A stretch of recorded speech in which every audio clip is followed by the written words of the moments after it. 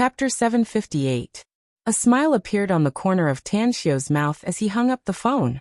He had received a call from the old man on his way back from Miss Source Island, informing him that a special big shot wanted to see him. He didn't expect that the old man would call him now and suddenly want to meet him tomorrow. Others might not know the identity of that person, but he was very clear about it. He was someone who controlled a large number of ability users in the country. Although he didn't have a high and mighty identity on the surface, the power he had was not small. However, there was one thing he couldn't figure out. Why did he send a Chinese ability user to solve the problem of Miss Source Island? Tomorrow's meeting must not be at the Everlasting Feast Hall because its existence is still a secret to many people. Also, the old man should have received the news, but I don't know if he will come with me. Sure enough. A few minutes later, his mobile phone rang. It was a call from the old man, Tang Guosheng. The old man told him that he would accompany that big shot to Jingmen Island tomorrow, and that he would stay at the Guamao Hotel. As for when he would meet him, he would wait for further notice. After the call, Tang Xiu put this matter to the back of his mind. He would deal with tomorrow's matter tomorrow. He still had a lot of precious medicinal herbs in his interspatial ring. Taking advantage of the time he had in Jingmen Island, he wanted to seize every minute and second to refine a batch of medicinal pills in case of emergency. The next evening, Tan Xiu was refining a furnace of essence amassing pills when Gu Xiaoxue hurriedly came in from the outside with his mobile phone and respectfully said, "Your grandfather is calling, Grand Master."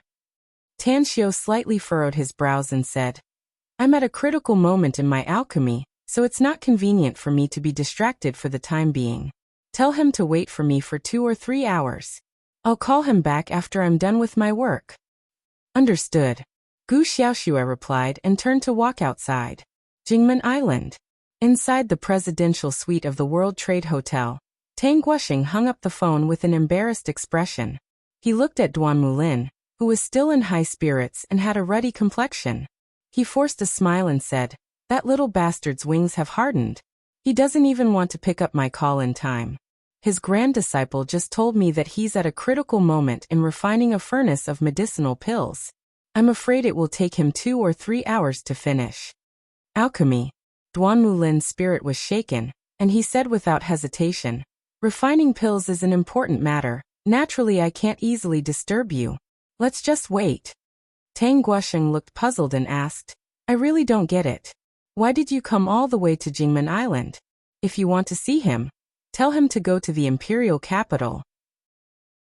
"I believe that if he knew that you were the one who asked him to go, he would definitely rush over without stopping." Duan Mulin smiled and said, "I need to show my sincerity." "Sincerity? What do you mean?" Tang Guosheng asked again. Duan Mulin smiled and said, "I met him personally because I wanted to ask for a pill." Tang Guosheng frowned and said, "Asking for pills? Do you still want to live forever?" Duan Mulin shook his head and said, "I don't dare to think about immortality, but I can still live for a few more years." According to a reliable source, Old Man Li from Hong Kong had obtained 10 life essence pills. I heard from the old woman living in seclusion in the imperial capital that the life essence pill can increase one's lifespan. Even if one's lifespan is exhausted, it can still buy a few more years from the Grim Reaper. Although that old woman said that I can live for at least 10 more years, getting a life essence pill can be considered as a precaution. Tang Guosheng's complexion greatly changed. He never dreamed that his grandson could actually refine a life essence pill that could increase one's lifespan. Every moment in the country, there were old people passing away due to the exhaustion of their lifespan. Even big shots like him, who held great power, would not be an exception in the future. Suddenly, a strange light flashed in Tang Guosheng's eyes. No wonder this person spared no effort to rush all the way to Jingmen Island to see my grandson. It turns out that he has something to ask of me. Ha ha ha. This is great. Even if my precious grandson doesn't take this opportunity to fish for benefits, I believe this person will not treat him unfairly. Even my Tang family, Tang Guosheng was very happy inwardly. If it weren't for this person in front of him, he would have looked up to the sky and laughed heartily. At midnight, Tan Xiu hurried to the World Trade Hotel. Although Duan Mulin came quietly, the security was still very tight. After several identity checks and Duan Mulin's order, Tanxiu smoothly arrived at the presidential suite. "You brat, you're too good at putting on airs. Making us old people wait until now is really annoying." Although Tang Guosheng was very excited and satisfied to see his grandson, he still deliberately reprimanded him with a straight face. Duan Mulin smiled and waved his hand. "Old Tang, it's good for young people to have some things to do. You don't need to lecture this kid. He's very good. He's really very good. The matter in Miss Source Island was solved very well. I was just organizing my words to praise him."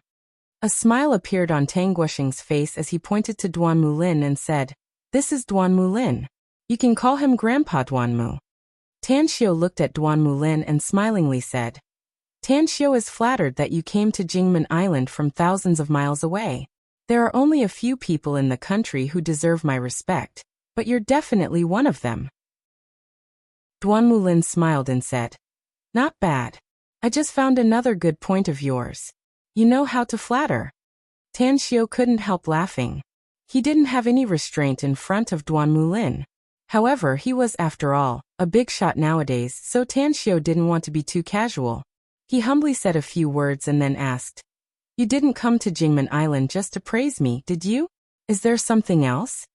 After Tanxiu entered the room, Duan Mulin smelled the herbal medicine scent coming from Tanxiu's body. Therefore, it could be said that Tanxiu was really concocting medicinal pills today. Facing Tanxiu's inquiry, he didn't beat around the bush and said with a smile, "You're right. In fact, I came here to ask something from you personally." "What is it?" asked Tanxiu. "One life essence pill," said Duan Mulin. Tanxiu stared blankly for a moment before he forced a smile and said, "I didn't expect you to be so well informed. It seems that it was Li Juren who leaked it. I still have a few life essence pills here, but I prepared them for my loved ones. But since you asked, I'll give them to you first.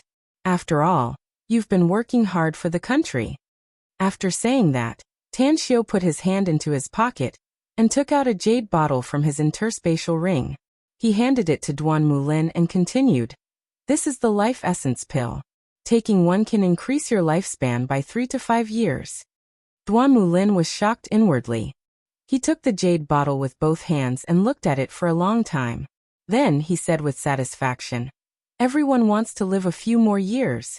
Tanxiu, you have a special identity, so I'm afraid you won't be interested in money. How about this? I'll give you an opportunity. Don't you cultivators always talk about opportunities?" Tanxiu stared blankly and asked with a confused expression, "What kind of opportunity?" "A 3-star vestige," said Duan Mulin slowly. "What's a 3-star vestige?" asked Tanxiu. Duan Mulin said, "Aliens once appeared on Earth. Although this is a very important secret, and very few people know about this information, you are not an outsider. I can responsibly tell you that some of the aliens came with malice, and some with kindness. According to the laws and regulations of the world, the vestige found by humans is divided into different grades. They are a 1-star vestige, a 2-star vestige, a 3-star vestige, a 4-star vestige, and a 5-star vestige. Even I have never heard of a 5-star vestige. 4-star vestige has appeared twice. The first one was in the Egyptian pyramids, and the second one was in the Bermuda Triangle. Every country has obtained a good harvest in these 2 vestige explorations. But the most important secret has never been cracked. In addition, due to special reasons, the exploration of the 2 vestige ended without a conclusion. A 3-star vestige is also a fatal temptation for every country. In the past 20 to 30 years, the science and technology of every country has developed rapidly, and there is no lack of technological products from the vestige. Even the M nation found a dilapidated alien spaceship in the Amazon rainforest, which eventually made the M nation's scientific and technological power advance by leaps and bounds, making it a powerful country in the world. As for the 2-star vestige and 1-star vestige, they are small ones. Some were left by the ancestors on Earth, and some were extraterrestrial vestige. So the gains gained by each country from them are not particularly big. As Duan Mulin spoke up to this point, a bit of helplessness appeared in his eyes. He forced a smile and said, "Although I said I'm giving you an opportunity, I actually want you to contribute to the country. In the newly discovered 3-star vestige, you can get a lot of extraterrestrial technology to make our country more powerful. Tan Xiu had little interest in extraterrestrial technology. After all, he was an immortal cultivator. In the future, he would rely on his own strength to shatter the void, break the shackles of the heavenly way, and eventually ascend to become an immortal. However, after listening to Duan Mulin's words, he still decided to go there. It was because he needed to make money now. If he could get extraterrestrial technology, he would be able to make a lot of money, which would help him greatly in terms of cultivation and resources in the future. Can you tell me about the newly discovered 3-star vestige? The location is in the Strait of Malacca, which is known as the Crossroads of the Sea, said Duan Mulin. The Strait of Malacca runs from southeast to northwest. Its western section belongs to the Myanmar Sea, while its southeastern section is connected to the South China Sea. The entire strait is 1,080 kilometers long, with the southeastern strait connecting the Pacific Ocean and the Indian Ocean. The newly discovered 3-star vestige is at this junction, and it's located at the bottom of the sea. What kind of people will be sent by each country to explore the 3-star vestige in such a place? Tan Xiu was surprised. For example, our country will at least send martial arts grandmasters and ability users there, said Duan Mulin with a solemn expression. In fact, the number of people has already been assembled, and we're just waiting to arrive at the destination before May 1st. Other countries will also send a lot of people with special abilities. I don't know what kind of people will be sent this time, but I'm sure that none of them will be ordinary people. Chapter 759. After the brief meeting, Tan Xiu left the World Trade Hotel. Although Duan Mulin didn't give Tan Xiu any substantial compensation, the quota for exploring the vestige still fell on Tan Xiu.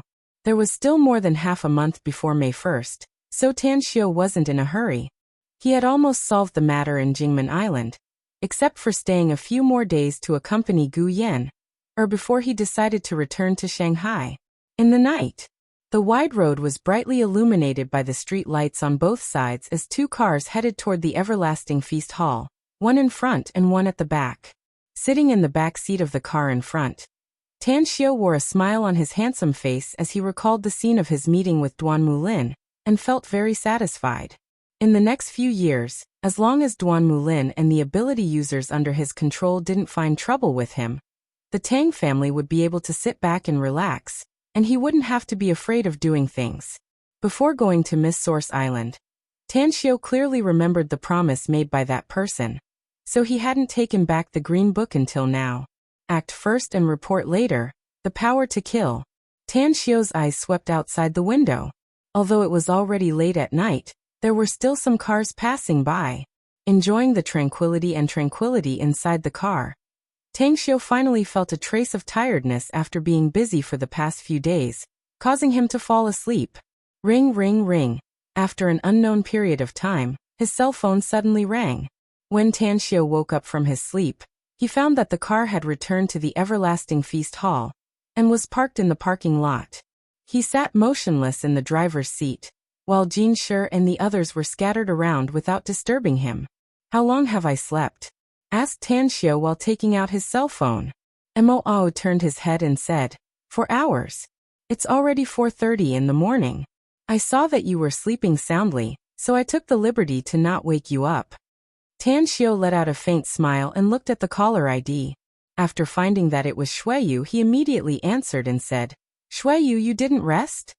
Tan Xiu, I have something to tell you. Speak. I had a breakthrough in my cultivation last night, so I was struck by a whim to speculate your future and some people related to you, said Shuiyu. In the end, you didn't manage to predict your future, but you discovered another situation. There's a person who I'm not sure is important to you, but he's going to face a bloody calamity soon. And I found out that she is now in the south. Tan Xiu was startled and hurriedly asked, Who is it? I don't know who it is exactly. Shuiyu forced a wry smile and said, Anyways, she's a woman. She should be in a critical situation right now. Her specific location is in the sea area near Jingmen Island. That's right, thunder and lightning storm. There is indeed a thunder and lightning storm in the vicinity of Jingmen Island. She should be there. Are there any other clues? Asked Tan Xiao. Yes, but she's not a Chinese, and she's not even a pure human, said Shuiyu. If you want to participate, you must be careful. Tan Xiao was stunned. He racked his brain but couldn't think of anyone who would be in danger. Not Chinese? Not human? Then who's this important to me? Tan Xiao thought about it, and felt that Shuiyu wouldn't have deduced this matter for no reason. Therefore he opened the door, looked at Mo, and said in a deep voice, "Immediately send someone to check where there is a thunder and lightning storm near Jingmen Island. Hurry up." Understood. Mo and the others scattered in all directions. A few minutes later, Mo hurried over with the Everlasting Feast Hall's intelligence personnel in Jingmen Island and told Tan Xiao an important news. Thunderstorms had appeared more than 180 nautical miles southeast of Jingmen Island, and the waves had reached 9 degrees. Contact the port and tell them to prepare the liner. We'll rush there immediately. Tan Xiao's face was a bit gloomy as he sat back in the car. Whoosh! A figure flickered lightning fast and instantly appeared in front of the car. Ji Qimei, who was leaning on her walking stick, transmitted her voiceover. "Lord, this subordinate can follow you if there's an emergency." Tan Xiao stared blankly and immediately shook his head in annoyance. He then opened the door and came to Ji Qimei's front, saying in a deep voice, "Ji Qimei, take me to the sea area southeast of Jingmen Island, about 180 nautical miles away. Oh, all of you stay here." Understood. Mo and the others knew how terrifying Ji Qimei was. Seeing her grab Tan Xiao's arm and soar into the sky, they all looked envious. Flying. They could do it, but it was far from being able to travel thousands of miles in a flash. If they were to fly in the air, they would only be able to maintain it for half an hour before their true essence would be completely consumed. Even flying on a flying sword would be less than an hour. In the blink of an eye, Tan Xiao and Ji Qimei had already appeared in the thunder and lightning storm. Yet the harsh environment didn't affect them in the slightest. "What are we here for, Lord?" asked Ji Qimei curiously. "Release your spiritual sense and help me investigate the situation within a radius of 100 kilometers, said Tan Xiao in a deep voice. "I need to find a woman who's not from China. Forget it. Take a good look and see if there are any people within a radius of 100 kilometers. Ji Qimei respectfully nodded. Her spiritual sense continued to spread in all directions, and in the blink of an eye, it had already enveloped a radius of 100 kilometers. Let alone a person, even a fish or a drop of water could be clearly seen by her within this 100 kilometers range. There's a dilapidated fishing boat about 14 kilometers southeast of us. It's likely to be capsized by the waves at any time. In the southwest direction, there are 2 luxury liners. There are a total of 46 people on the 2 liners. One of them only has 1 man, and the rest are all women wearing revealing clothes. There's also a freighter northeast of us with 24 people on board. They're not Chinese, and the freighter also has firearms and other cold weapons." "Huh. That's not right. There's a dilapidated fishing boat 14 kilometers southeast of us. It should be capsized in such a storm and swallowed by the Black Sea, right? How can it be safe and sound drifting around? Boss, the woman on that ship is also not Chinese. She has blonde hair and blue eyes, and she's injured. Head southeast," said Tan Xiao immediately. Understood. Ji Qimei didn't hesitate. Her figure flashed and suddenly appeared on the dilapidated fishing boat with Tan Xiao. When the 2 of them approached, a special energy fluctuation made Tan Xiao instantly understand Shuiyu's meaning. Shuiyu said that there was a foreign woman who was related to him, but she didn't say that she had a close relationship with him. Just this slight difference in meaning was enough to make Tan Xiao a bit more worried. Viviani. She used to be the Holy Virgin of the Holy Sea. She had a special power, but she didn't have much combat power. Even her character was very pure and kind. She once helped others and ended up with her family ruined, so much so that she didn't even know about it for a long time. If he hadn't seen her in the casino in Saipan and reminded her, she probably wouldn't have known about it until now. "Boss, do you want to save her?" Ji Qimei and Tan Xiao were standing on the deck, but their spiritual senses were shrouding Viviani in the cabin. The current Viviani was no longer the goddess she was when Tan Xiao first met her. She looked like a beggar in dire straits. No, she was even worse than a beggar. She was covered with scars. Apart from the clothes on her sensitive parts that were still intact, the rest of her body was in tatters. Wait a minute. Tan Xiao recalled Ji Qimei's words before, and a smile suddenly appeared on the corner of his mouth. He realized that it was not the storm that brought danger to Viviani, but the 24 people on the freighter northeast. He clearly remembered that Viviani left Saipan to seek revenge. But now it seemed that she must have been hunted because of her hatred. Let's go. Let's not disturb her. Let's go to another room in the cabin and wait, whispered Tan Xiao. Ji Qimei nodded and quietly followed Tan Xiao to another room in the cabin. She sat cross-legged inside, and used her spiritual sense to observe the outside. Venerable Lord, according to the sailing direction and speed of the freighter northeast, it should catch up with this fishing boat in 2 hours. However, the first to encounter this fishing boat should be those 2 liners, said Ji Qimei with a voice transmission. It's really strange that there are still idlers at sea in such bad weather, said Tan Xiao with a strange expression. Qimei, who are the people on those 2 liners? There are more than 20 men on one of the liners. They should be martial artists, said Ji Qimei. But on the other liner, aside from the dozens of women, there's also a young man who looks like a playboy. He's seeking pleasure. Playboy? Seeking pleasure? Tan Xiao was at a loss whether he had to laugh or cry as he shook his head. As the saying goes, there are all kinds of birds in a big forest. Isn't that guy afraid that he'll lose his life in this vast sea if the storm level rises? Say, do you think that playboy is a Taoist cultivator? Or someone with some special ability? Otherwise, he should have urged the crew to leave the sea area and take refuge at Jingmen Island's port. Tan Xiao's expression moved as he hurriedly asked with a voice transmission. Ji Qimei shook her head and replied with a voice transmission.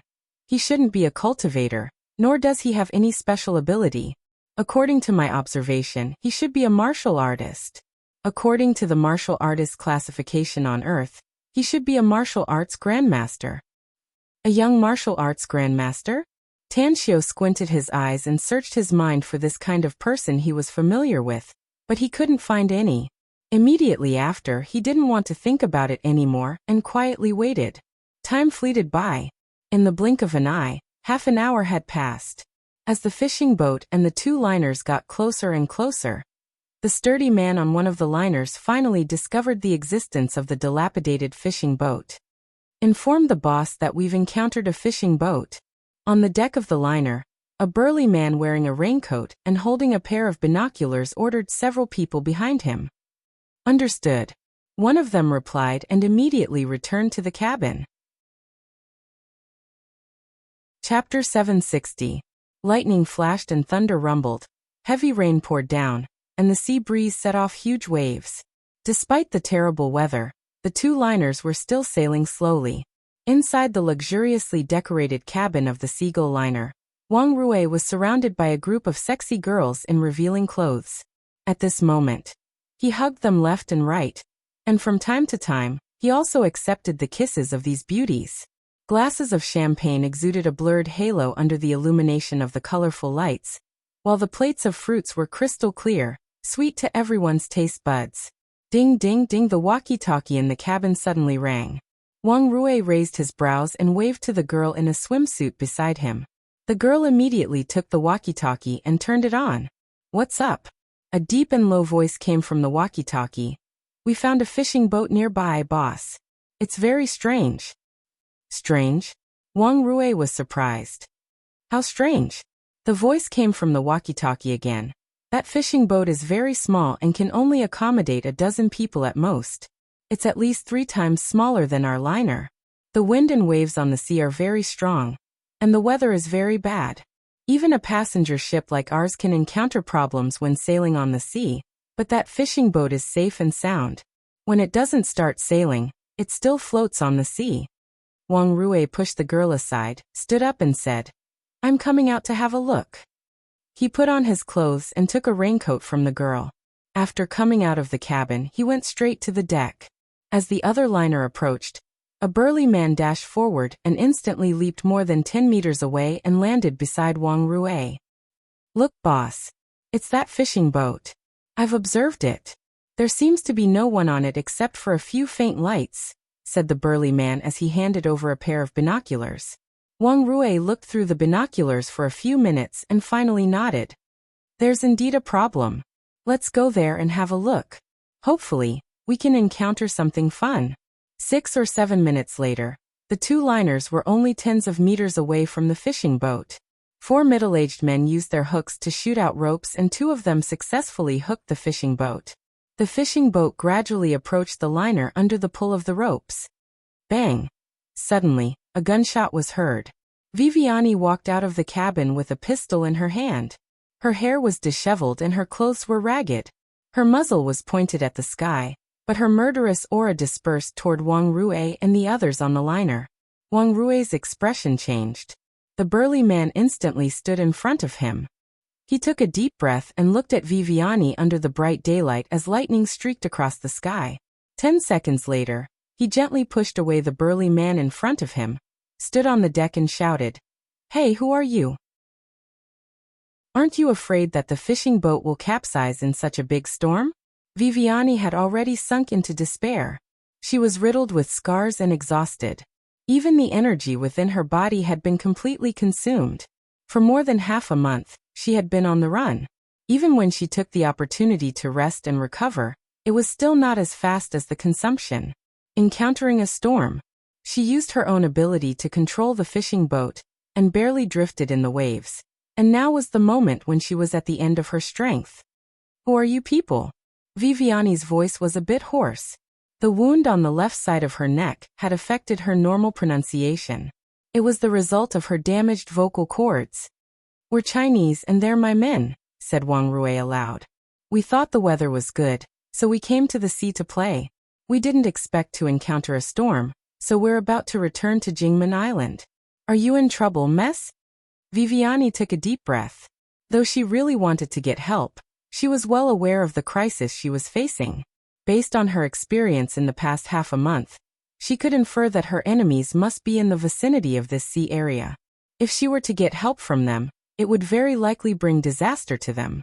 "I don't need help. Please go away." Viviani stabilized her body and walked step by step to the side of the ship. 2 shots were fired and 2 ropes were accurately hit by the bullets, breaking them. "Good marksmanship." Wang Rui's eyes lit up as he applauded and said, "Miss, your marksmanship is amazing. The sky has just turned bright, but it's still a bit dark for an ordinary person. But you were able to directly shoot the ropes. That's really admirable. Judging from your appearance, you should be injured, right? I have a medical kit on this liner with all kinds of medicines inside. I think you'll need them." Viviani fell into silence. She indeed needed medicine to treat herself. But she was afraid of bringing trouble to the other party, so she was at a loss for what to do for a while. "Use the hook gun." Wang Rui was keenly aware of Viviani's hesitation and immediately ordered. As the hook gun was fired, it hooked the fishing boat where Viviani was. 7 or 8 stalwart men pulled the fishing boat and the liner that had stopped sailing. Wang Rui raised his hands, indicating that he was not in danger. He then jumped to the deck of the fishing boat and smilingly said, "There's an old saying in Wuxia that it's fate that we meet. Since we are able to meet in this kind of bad weather, on this vast sea, this is a great fate. How should I address you, miss?" Viviani's expression suddenly changed. She instantly retreated more than a meter and vigilantly said, "I know you." Wang Rui stared blankly and carefully observed Viviani's face. He faintly felt that Viviani was indeed somewhat familiar, but her face was pale and dirty, so he couldn't see her face clearly. So he asked, "I'm not sure if I know you, Mississippi. My name is Wang Rui. Can you introduce yourself?" Viviani. Ugh. Wang Rui suddenly recalled an exotic and stunning face. Back when he was in Saipan, he once met a woman on the gambling table. Her name was Viviani, and the appearance of that Viviani and this woman in front of him didn't seem to have much difference. "How come it's you? How did you?" Wang Rui looked at Viviani incredulously and asked. After all, the woman in front of him and the one he saw before were like clouds and mud. Viviani was silent for about half a minute before she slowly said, "I ran into an enemy, so I'm a bit embarrassed. Mr. Wang, can you give me some medicine?" I'm a bit injured and need to be treated promptly. You can rest assured that I won't implicate you. I'll leave immediately after I get the medicine. Miss Viviani, I just told you that it was fate that brought us together. Wang Rui shook his head. We're at sea and the climate here is very bad. I'm sure you don't just need medicine. Come with me to our liner. You can take a comfortable bath and wear some clean ladies' clothes. Then you can take the time to deal with your injuries. As for your enemy, I don't think they can chase you here. Even if they do, I'm sure I can help you deal with them. A mocking smile appeared on Viviani's face. She shook her head and sighed. You have no idea what kind of people my enemy is, Mr. Wang. I really don't want to implicate you, so please give me some medicine. Also, you can give me your contact number. I'll repay you 100 times later if I can escape to a safe place alive. Wang Rui felt a bit uncomfortable inside. He felt that he was being looked down upon. In a flash, a surging aura was released from his body as he said in a deep voice, Miss Viviani, we Chinese people have always been very modest.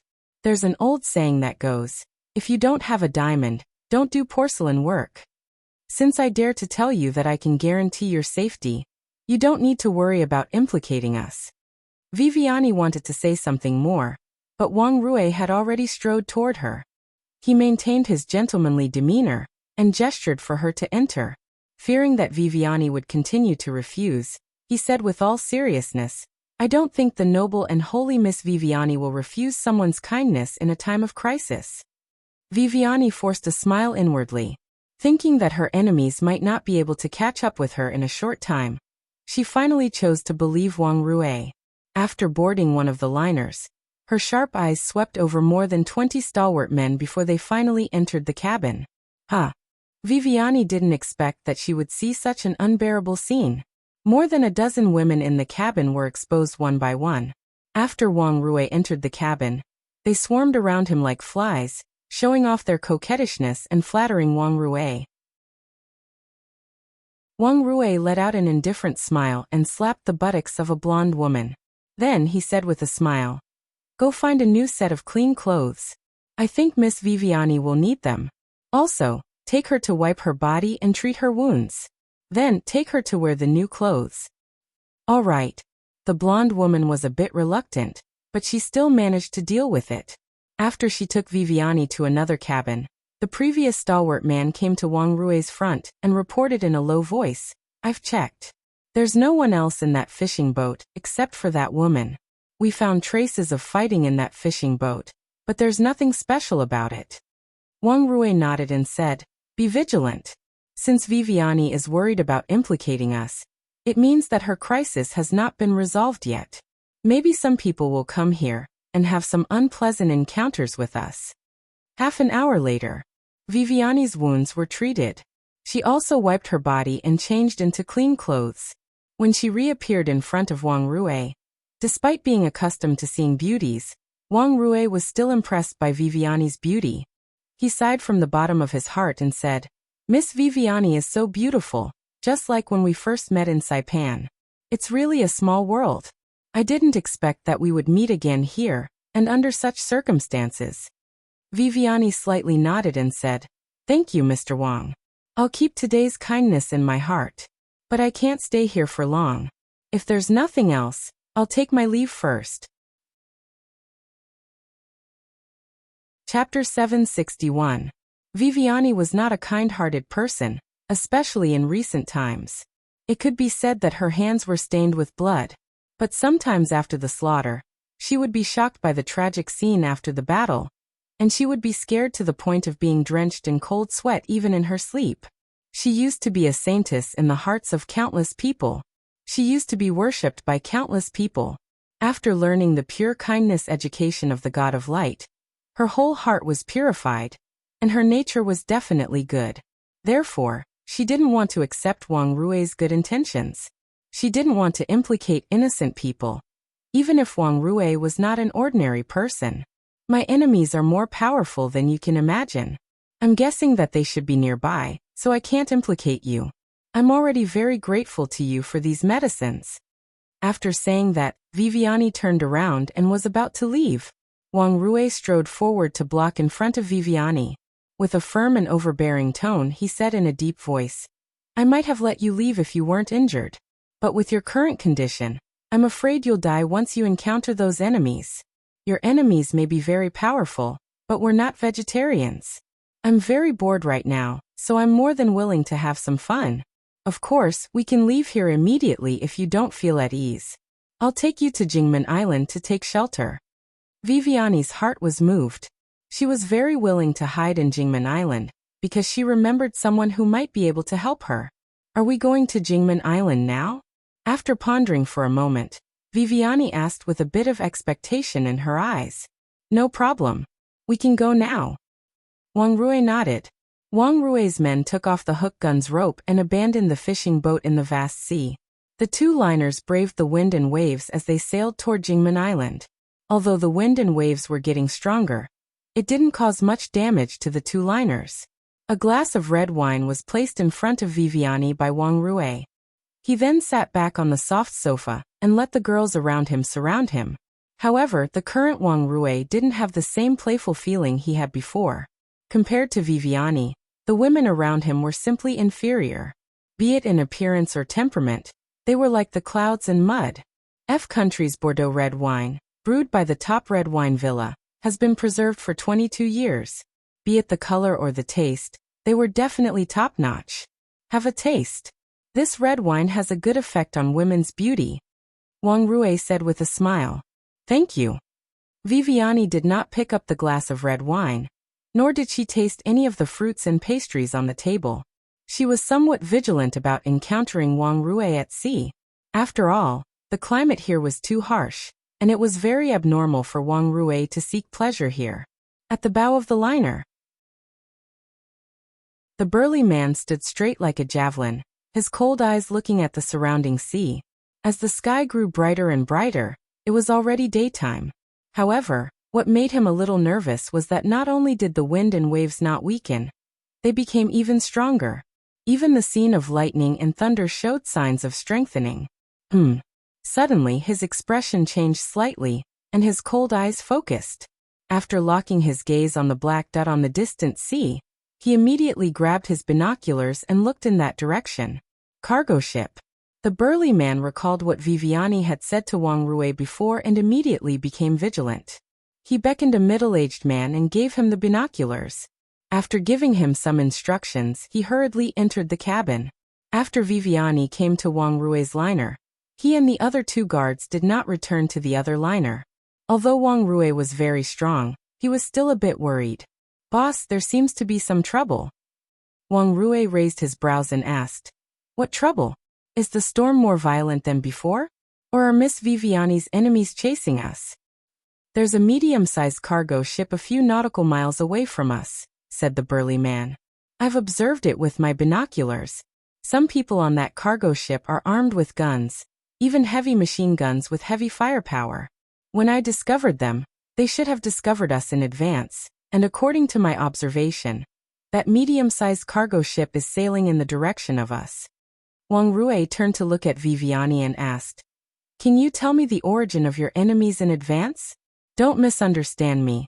I'm not trying to pry into your privacy, but if those people are really your enemies, I'm afraid we won't be able to hide from them. There's an old saying in Wuxia, know your enemy and know yourself, and you'll be victorious in every battle. I want to know my enemies so that I can deal with them more easily. Viviani directly got up from the sofa. The redness on her beautiful face turned a bit paler, and a bit of despair could be seen in her eyes. Underworld forces, savage mammoth, she said bitterly. Wang Rui turned to look at the burly man, and found that his complexion greatly changed. He immediately frowned and asked, Do you know these people Miss Viviani just mentioned? The burly man nodded bitterly and said, Savage Mammoth is the name of a very powerful organization. It's absolutely terrifying in Europe. I've dealt with Savage Mammoth's people before. Those people are lunatics. They are crazy to themselves and their enemies. Strictly speaking, they're not even human beings. Tell me the specifics, said Wang Rui. The burly man said, Savage Mammoth was originally a small force. Their business mainly relied on firearms and drugs. But more than a decade ago, This organization secretly developed a drug that can integrate the blood of wild beasts into the human body, thus causing a mutation in the human body. This drug is very dangerous. For example, only 2 out of 10 people can survive after taking it. But those who survive will have some kind of animal ability. I once met 2 savage mammoth people. They were injected with ant genes, so their power can be said to be terrifying. It's already very terrifying for an ordinary person to lift a few hundred pounds of things, but those 2 people can easily lift a 2 to 3 ton car. Therefore, the Savage Mammoth organization continued to expand and absorb new blood in just a decade. Eventually, it formed a very huge force. Outsiders only know that there are 3 terrifying forces in the world, namely the Pyramid, the Crusader Consortium, and the Stygian Club. But only a few people know about the Savage Mammoth organization. Of course, the Savage Mammoth organization is obviously much weaker compared to these 3 forces, but it's not an organization that ordinary forces can afford to provoke. The meaning behind his last sentence was very obvious. He hoped that Wang Rui wouldn't get involved in this matter. He knew very well that even Wang Rui couldn't afford to provoke the Savage Mammoth organization. Wang Rui frowned and felt that the situation was a bit tricky. However, he had promised Viviani that he would protect her, and even get rid of those who were after her. If he were to go back on his word now, it would be really shameful for him. Wang Rui thought for a moment and suddenly said, Savage Mammoth organization is very powerful, but it's only in Europe. This is China's sea area. Don't tell me that all the Savage Mammoth people are coming here? Humph.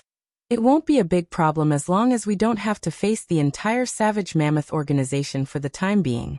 Notify everyone to immediately issue a warning if the enemy approaches. If they don't listen, then get ready to fight. Viviani was keenly aware of Wang Rui's hesitation. Although he seemed to have made up his mind, she was still somewhat worried. After a few seconds of silence, she asked, Do you have a speedboat on your liner? Yes. Wang Rui nodded. Can you give me a speedboat? I'll drive it alone, Mr. Wang, said Viviani. Mr. Wang, the Savage Mammoth organization has sent a lot of experts. I've spent a lot of effort, but I still can't shake them off. I really can't drag you down with me. Wang Rui raised his hand and was about to speak, but an angry roar outside the cabin made him swallow back the words he wanted to say. Bastard! Go to hell! At the bow of the ship, 2 dripping wet foreign youths were besieging one of Wang Rui's men with a dagger. The other man's neck had been torn open, and he was twitching and falling to the ground. Whoosh! The burly man dashed out of the cabin like lightning. When he appeared on the bow of the ship, he instantly pulled out a Mitsubishi Army knife from his waist and pounced on the 2 drenched foreign youths like a ferocious tiger.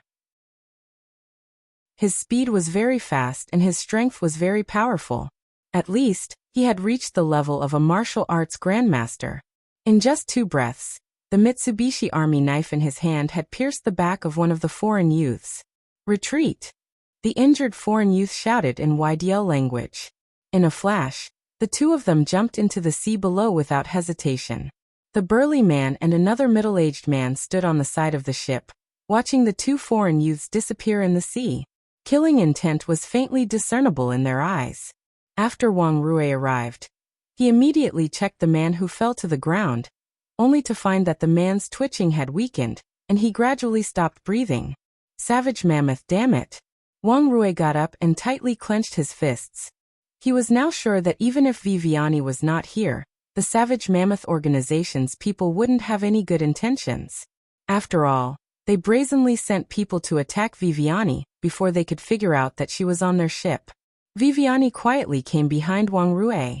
Her eyes swept over the dead body and apologetically said, I'm sorry. I'm the one who implicated your men. They shouldn't know that you're here. Wang Rui shook his head and said, So they didn't attack my men because of you. Savage Mammoth's people are very powerful. They can quietly swim from the bottom of the sea in this stormy weather and attack my men without anyone noticing. It seems that the battle will be very fierce. Chapter 762. At a height of several hundred meters, Ji Qimei had released her domain and shrunk it to a radius of several hundred meters. Despite the rolling thunder and torrential rain in the heavenly mountain, it still couldn't pose any threat to her and Tan Xiao. It seems they're in trouble. Ji Qimei indifferently looked at the scene below, and her voice was as cold as a stream of wind. In her view, those people below were just like ants. She wouldn't even want to stay here and waste her time if it wasn't for her lord's concern. Encountering more troubles is a good thing, said Tan Xiao indifferently. If it's always smooth sailing, then there's no way to be reborn through tempering.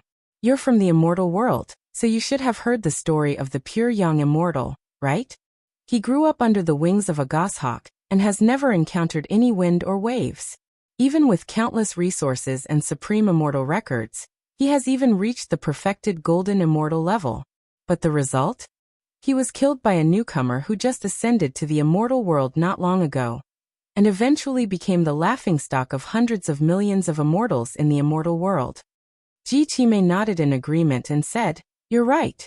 Flowers in a greenhouse can never be compared to weeds that have endured the endless years of wind and rain. If I may be so bold as to ask, is the girl named Viviani one of us?" Tan Xiao shook his head indifferently. He also couldn't figure out why Shuiyu was able to deduce something related to him. How come she was able to deduce Viviani? He only met her once and they didn't even have any friendship. Even if she was killed in front of him, it had nothing to do with him, right? Of course. This was also the reason why he didn't immediately appear in front of Viviani after he and Ji Qimei arrived here and discovered Viviani. He wanted to figure out the truth and figure out what exactly happened to Viviani that made her look so miserable. Ji Qimei, do you know much about the White Wing clan? Tan Xiao suddenly turned his head and asked. The White Wing clan is just one of the hundreds of millions of races in the immortal world. Ji Qimei nodded and said, moreover, this clan is very sad. Since their birth, they've faced the eyes of countless races, especially their women. Each and every one of them is a stunningly beautiful stunner, and a plaything in the eyes of countless immortal world powerhouses.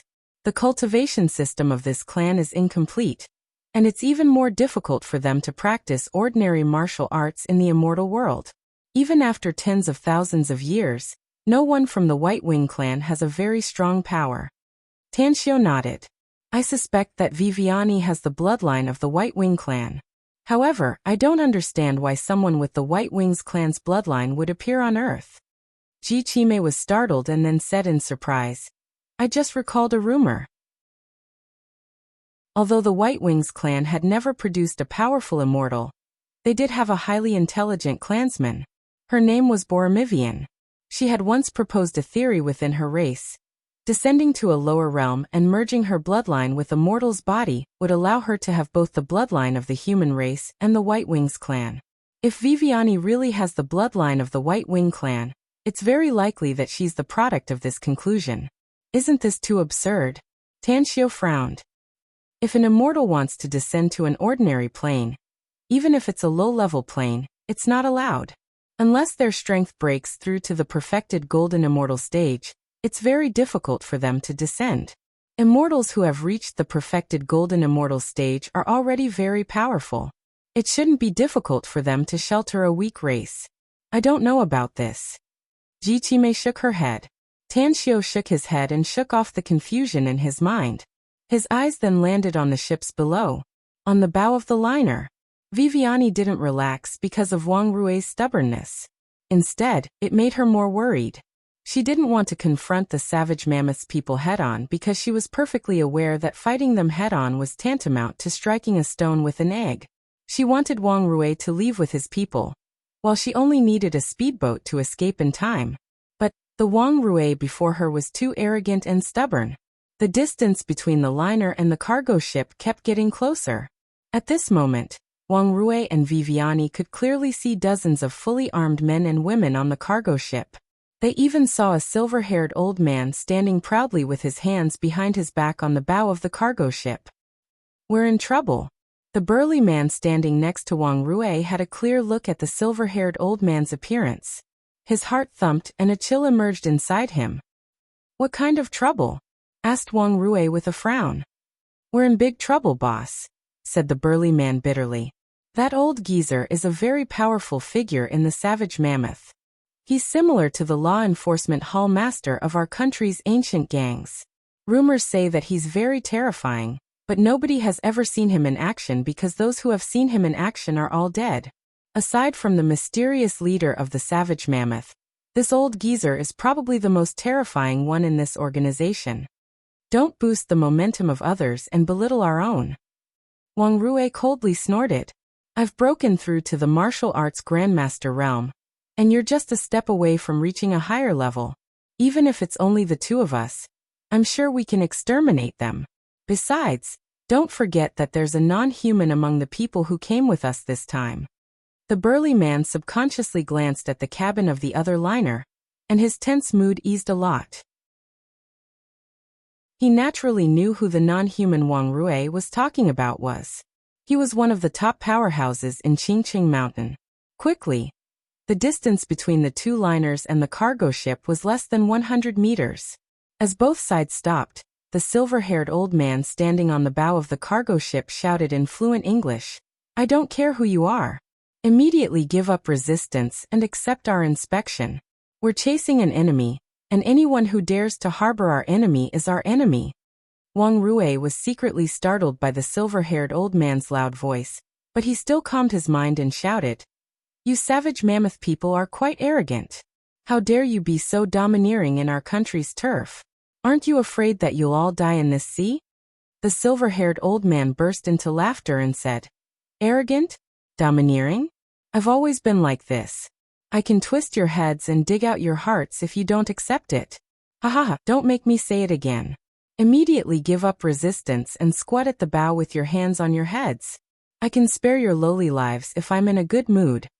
Wang Rui coldly turned his head and issued an order. Get close and board their cargo ship to kill them all. Anyone who dares to threaten me must die. Half a minute later, the distance between the two liners and the cargo ship was less than 20 meters. Just as Wang Rui's more than 20 subordinates were ready to board the cargo ship and carry out a one-sided massacre, four ghostly figures suddenly sprinted over. The distance of nearly 20 meters was covered by them in just a dash. Four sabers. Four sharp and murderous long sabers fiercely slashed toward Wang Rui. Their speed was even faster than Wang Rui's evasion speed. Fuck off. The burly man instantly shot out the dagger in his hand and forcibly blocked a long saber. At the same time, a hazy shadow shot over from a distance. It was a heavy spear that was instantly grabbed by the burly man. His surging momentum continued to rise as the long spear turned into a spear shadow that directly blocked all the attacks for Wang Rui. Human ladder bridge.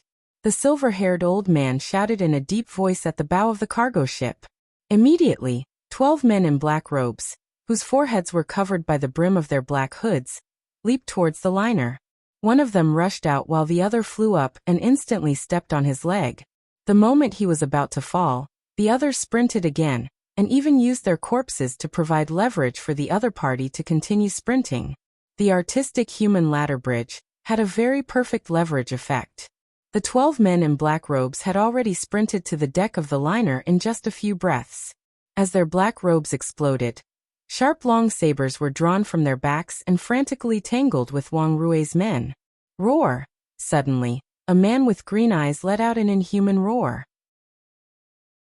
His nails began to grow crazily, and a dense layer of fluff appeared on his body. Originally, he only had the strength of a martial arts master, but his speed suddenly soared several times. His feet landed on the ground, and his body sprinted toward one of Wang Rui's men like a hungry tiger pouncing on its prey. His sharp nails swept through the man's neck and killed him with one blow. Hiss! A layer of dense scales suddenly appeared on the other man's body. His body also changed. It was as if all the bones in his body had been pulled out. His whole body became extremely soft, like a willow swaying in the wind. He constantly circled around Wang Rui's men and attacked them. Sharp fangs grew rapidly in the man's mouth. He was full of sharp aura and directly killed another of Wang Rui's men in a swift and violent attack. Poisonous fog. The silver-haired old man on the cargo ship seemed to be very dissatisfied with the battle situation in front of him. After several of Wang Rui's men were killed, he shouted loudly. In an instant, the 16 savage mammoth powerhouses who landed on the liner grabbed a porcelain bottle. As the porcelain bottle's cap was pulled off, A pale green smoke billowed out and dispersed in all directions under the strong wind. Wang Rui's complexion changed and he shouted, "Be careful! The fog is poisonous." The moment the other party released the poisonous fog, the burly man seized the opportunity to stab an enemy's abdomen with his spear. Just when he wanted to directly kill the other party, a shuttle instantly penetrated his chest along the spear's shaft. Puff! Blood spurted out and the burly man's body violently trembled a few times before he softly fell to the ground. "Bastard!" Wang Rui roared and forced the enemy in front of him to retreat. He then flashed and appeared in front of the burly man. Never in his wildest dreams would he have imagined that his most capable subordinate, who was even more powerful than him, would actually be struck down by the enemy at this moment. Chapter 763. The pale green smoke was blown into a mess and spread to a larger area, so much so that 2 liners and a fishing boat were shrouded in it. Despite Wang Rui's timely warning, some of the martial artists who didn't completely hold their breaths still inhaled some of the pale green poisonous smoke. Puff, puff, puff, blades flashed and swords flashed as flesh and blood splattered everywhere. In just a minute or two, more than 20 of Wang Rui's powerful subordinates were either killed or severely injured by the savage mammoth. Even the burly man, who was very powerful, was seriously injured and lost his fighting strength. Viviani gritted her teeth. Her sapphire eyes were full of hatred as they locked on the 2 black-robed men in front of her. After a short period of recovery, she had recovered 20 to 30% of her strength. But she was still on the verge of collapsing under the frenzied attacks of the 2 black-robed men, and was in a perilous situation. Holy light, stain with blood! Viviani suddenly retreated. The moment her back touched the cabin, a resolute look appeared in her eyes. She cut her finger with a sharp dagger, and a hazy milky white radiance spread out from her body. Strands of blood-colored light spread out like a tide on the milky white radiance. The blood-colored holy light seemed to weave into a big net as she waved her arm with all her might. The net instantly enveloped the 2 black-robed men who were trying to retreat. In the next moment, a flame rose on the blood-colored holy light as a monstrous heatwave burned the 2 black-robed men in just a few breaths. In the air, Ji Qimei's pupils shrunk and a strange light flashed in her eyes. She slowly said, "Lord, that little girl called Viviani is using the holy light blood art of the White Wings clan. This holy light blood art is extremely vicious. It's vicious to the enemy and also to the user. It's a forbidden art that burns the user's essence and blood essence. Most importantly, using this holy light blood art will burn the user's vitality." Tan Xiu frowned and said, "You mean you can determine Viviani's identity? She's the White Wings clan from the Immortal world who came to Earth? It's just that she changed her form. According to the saying on Earth, it's called reincarnation while retaining her consciousness and core bloodline? It should be correct." Ji Qimei nodded.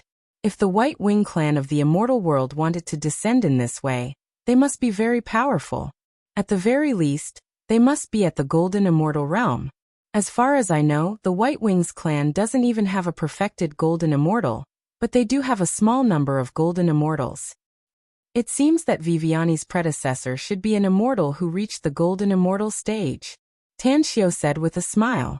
Speaking of which, her aptitude was not bad. Now that she had the bloodline of a human, if she was nurtured well, it should not be a problem for her to return to the Golden Immortal realm. However, if I'm not wrong, if she's able to ascend to the Immortal world once more, she'll be able to unlock the memories of her previous life. Perhaps, according to her previous cultivation experience, it's not impossible for her to reach the perfected Golden Immortal realm. Ji Qimei asked with a strange expression, "Does Venerable Lord want to take her as his subordinate?" Tan Xiu nodded and said, "I do have this thought." Ji Qimei said, "Such being the case, Venerable Lord, you must be mentally prepared. When we return to the Immortal world, we must protect the White Wings clan." "Is it a problem for me to protect the White Wings clan?" Tan Xiu said with a smile. "Given your ability, Venerable Lord, it's naturally a piece of cake for you to protect the White Wings clan. Now do you want this subordinate to save them?" Tan Xiu shot a deep look at the battle below. He shook his head and said, "When someone is drowning, Saving them in the most desperate moment is the only way to make the other party feel the greatest gratitude. Take that Wang Rui brat below for example. He helped Viviani when she was fleeing, but he can only get a bit of gratitude from her at most. It's not enough to make her see a glimmer of hope in her despair. What Venerable Lord said makes sense, sighed Ji Qimei sincerely. On the ocean liner, after Viviani used the holy light blood art, the energy inside her body that had just been restored was completely consumed. Furthermore, she had burned her blood essence and consumed her vitality, causing her to completely lose her combat effectiveness. She's dead. Viviani's slender body swayed a few times. She would have fallen to the floor if it wasn't for her holding the cabin wall. She regretted boarding Wang Rui's liner. Had she not boarded it and continued to drift on the vast sea, perhaps she wouldn't have been found by savage mammoths people. Even if she was in a difficult situation, she could still live longer. The most important thing was that she wouldn't have implicated Wang Rui and his men. Die. A deep and aged voice blasted in everyone's ears on the liner. A huge aura instantly arrived as a longsword streaked across the sky and swept the necks of two black-robed men. Blood splashed like a fountain as the two black-robed men were directly killed. The longsword swept and a shadow flickered. A series of afterimages were seen as the black-robed men who boarded the liner were beheaded one after another. Wang Rui, who was resisting the enemy's attacks, suddenly felt light. He watched several of his opponents being directly killed, but he didn't feel happy at all. He was perfectly aware that even if he could kill all the savage mammoths people today, it would still be a heavy loss for him. The subordinates he brought this time were all top-notch experts under normal circumstances. Several of them were even about to reach the Martial Dao Grandmaster realm. Interesting. An erratic voice came from the mouth of the old man on the bow of the fishing boat. A hazy figure suddenly appeared in front of the old man who killed the black-robed experts. As the sharp scales pierced his clothes, the scales on his back protruded more than 10 centimeters long, and two black horns drilled out of his head. His surging aura pressed down on the old man in front of him. Where did this monster come from? The eyes of the old man from Qingqing Mountain flickered. He waved his long sword and layers of sword shadows instantly shrouded the old man. The silver-haired old man laughed maniacally. He raised his arms and allowed the longsword to slash at his scaly arms. At that moment, the silver-haired old man's laughter suddenly came to an abrupt end. The scales on his arms were torn and two bone-deep wounds spurted out blood. Scram! The silver-haired old man had a ferocious look in his eyes. The moment his arm was injured, he slammed into the old man from Qingqing Mountain. The huge impact caused the old man from Qingqing Mountain to be unable to dodge in time, and his body was forcefully sent flying. As he spurted out a mouthful of blood, the old man's complexion drastically changed. After stabilizing his body, he kept waving his long sword to force the silver-haired old man back, and then flashed to appear in front of Wang Rui. Bastard! How did you provoke these monsters? Wang Rui had just witnessed the battle between the two old men. His heart trembled a few times when he saw the elder of his clan getting injured. It must be noted that the strength of this elder had broken through the Martial Dao Grandmaster realm and reached a higher level. They're mutants injected with wild beast genes. They have the ability of wild beasts. The old man from Qingqing Mountain fiercely exhaled and put his hand on Wang Rui's body. The moment he dashed to the cabin door, he forcefully threw him inside, and then stood proudly at the cabin door. Hey old geezer, let's talk. The silver-haired old man's eyes flickered with viciousness as he grinned and said, You want to negotiate with me? What qualifications do you have to negotiate with me? You're very strong. The old man from Qingqing Mountain snorted coldly. Even my current cultivation is slightly weaker than you. But you should also be well aware that you won't be able to survive today if I go all out and try to perish together with you. I don't know about the enmity between us, but I think we should stop immediately. If there's any misunderstanding between us, we can talk about it. The silver-haired old man fell into silence. He also realized the terrifying strength of the other party. Most importantly, the mutated body wouldn't last for too long. It could only last for 10 minutes at most. If he couldn't kill the enemy in 10 minutes, he could only wait to be slaughtered. I want her dead. The silver-haired old man suddenly turned his head and pointed at Viviani. The old man from Qingqing Mountain looked at Viviani and immediately frowned. He then turned his head and shouted, "Tell me, who is this foreign woman to you?" "She's my friend." Inside the cabin, Wang Rui's heart sank. He had never expected that even this elder of his clan would not be able to exterminate all of the savage mammoth members. In fact, unless it was absolutely necessary, this elder of the clan would not even negotiate with the other party. He realized that he might not be able to protect Viviani. The old man from Qingqing Mountain snorted coldly. He then glanced at Viviani and said, "You can kill her since she's not one of us. However, I have a condition, and that is that you cannot kill her on our liner." "No problem." The silver-haired old man nodded, saying. He gestured to the two black-robed men behind him. The two black-robed men immediately sprinted in front of Viviani. Their sharp nails pierced into Viviani's shoulder and quickly dragged her to the fishing boat. The silver-haired old man nodded to the old man from Qingqing Mountain and smilingly said, "You're very strong, mister. I hope we still have a chance to fight in the future. To us, China is a restricted area. I hope that you can visit Europe in the future." "I'll definitely visit Europe if I have the chance," sneered the old man from Qingqing Mountain. The silver-haired old man let out a strange laugh and immediately dashed to the fishing boat like a cannonball. He didn't even glance at the captured Viviani and shouted in a deep voice, "Go back!" At this moment, Viviani's heart was like dead ashes. She was abandoned, but she didn't have the slightest resentment. She realized that neither Wang Rui nor the old man from Qingqing Mountain could protect her. Perhaps this is the best ending. But it's a pity that I can't see him again. I can't tell him that I've killed a few enemies. Chapter 764.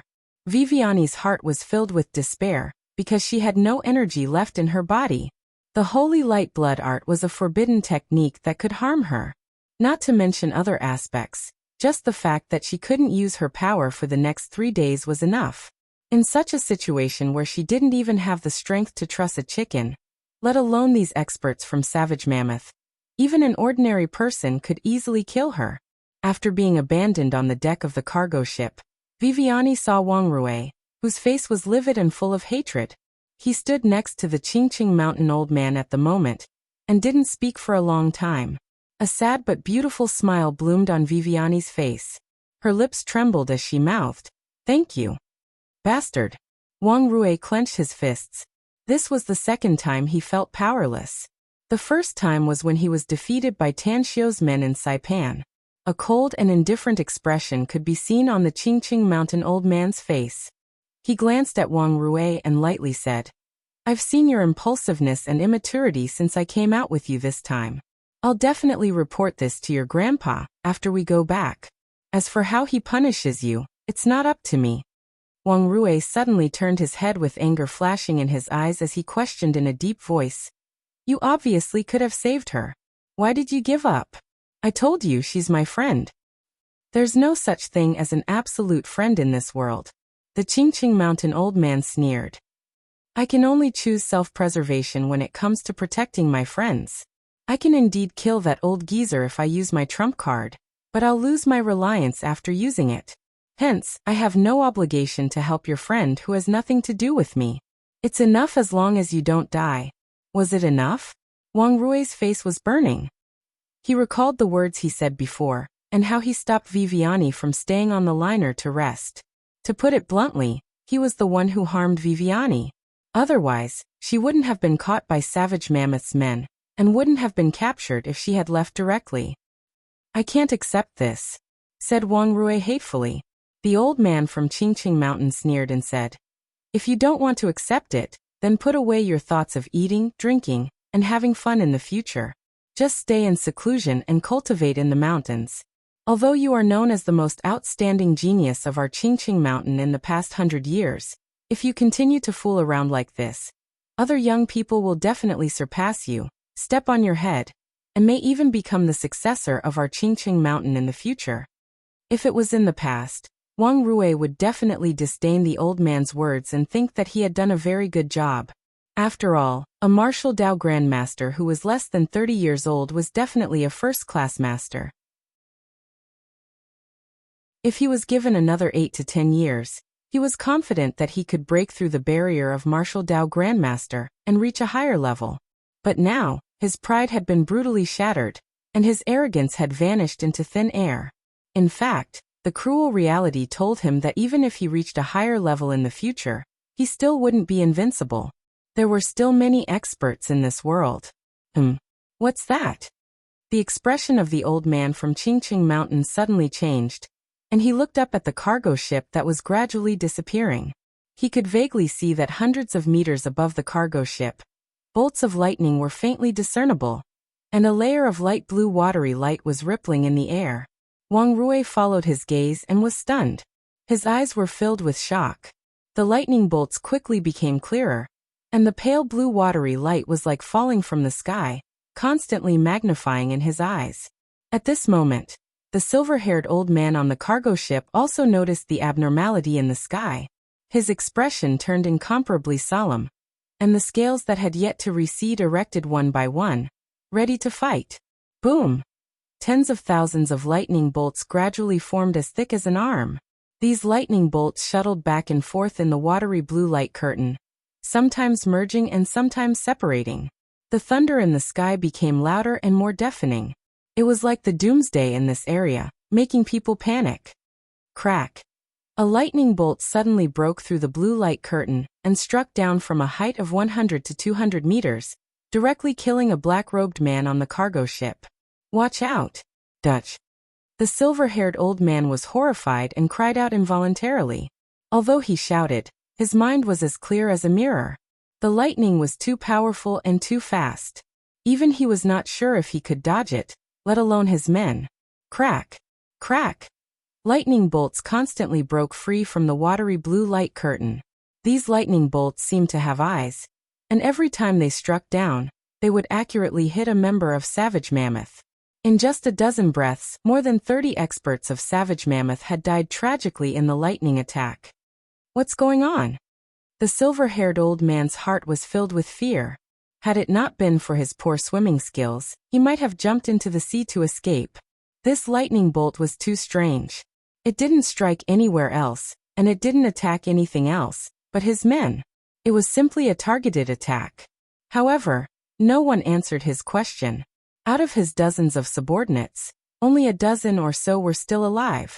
Most importantly, all of them had retreated to the cabin, leaving only Viviani, who was lying limply on the deck. Lightning still kept striking down. This time, the target was the top of the cargo ship's cabin. The lightning was very powerful, and the thick top was constantly being struck, and even directly pierced through. In the end, the power of the fishing boat was destroyed, and a large amount of seawater poured in, causing the entire cargo ship to sink. A kilometer away, standing on the bow of the liner, the Qingqing Mountain old man, Wang Rui, and his few remaining men were all dumbfounded and tongue-tied at the sight of the tragic state of the fishing boat. Is this the wrath of the heavens that the Savage Mammoth's members have done? Wang Rui's lips squirmed as he muttered to himself. The Qingqing Mountain old man slowly came to his senses. He deeply frowned and shook his head. Something's not right. This isn't the wrath of the heavens. It's more like a celestial being is targeting those mutants. Is this even possible? Before Wang Rui could finish his words, it was as though his throat was suddenly blocked by a sponge. He clearly saw two figures falling from the sky and directly landing on the deck of the fishing boat. It's him? Wang Rui's eyes were fixated on a familiar voice, and disbelief filled his eyes. The moment Tan Xiu's feet landed on the deck, he smiled and circled around the silver-haired old man twice. He looked at the silver-haired old man's eyes that were wide open and full of fear. He raised his hand to touch his chin and said, "What an interesting mutant." He used the genes of wild beasts to transform himself, giving himself the abilities of wild beasts for a short time to enhance his own strength. Unfortunately, the human's life chain was destroyed, and his potential was overexerted, ultimately causing him to lose an important foundation for his progress.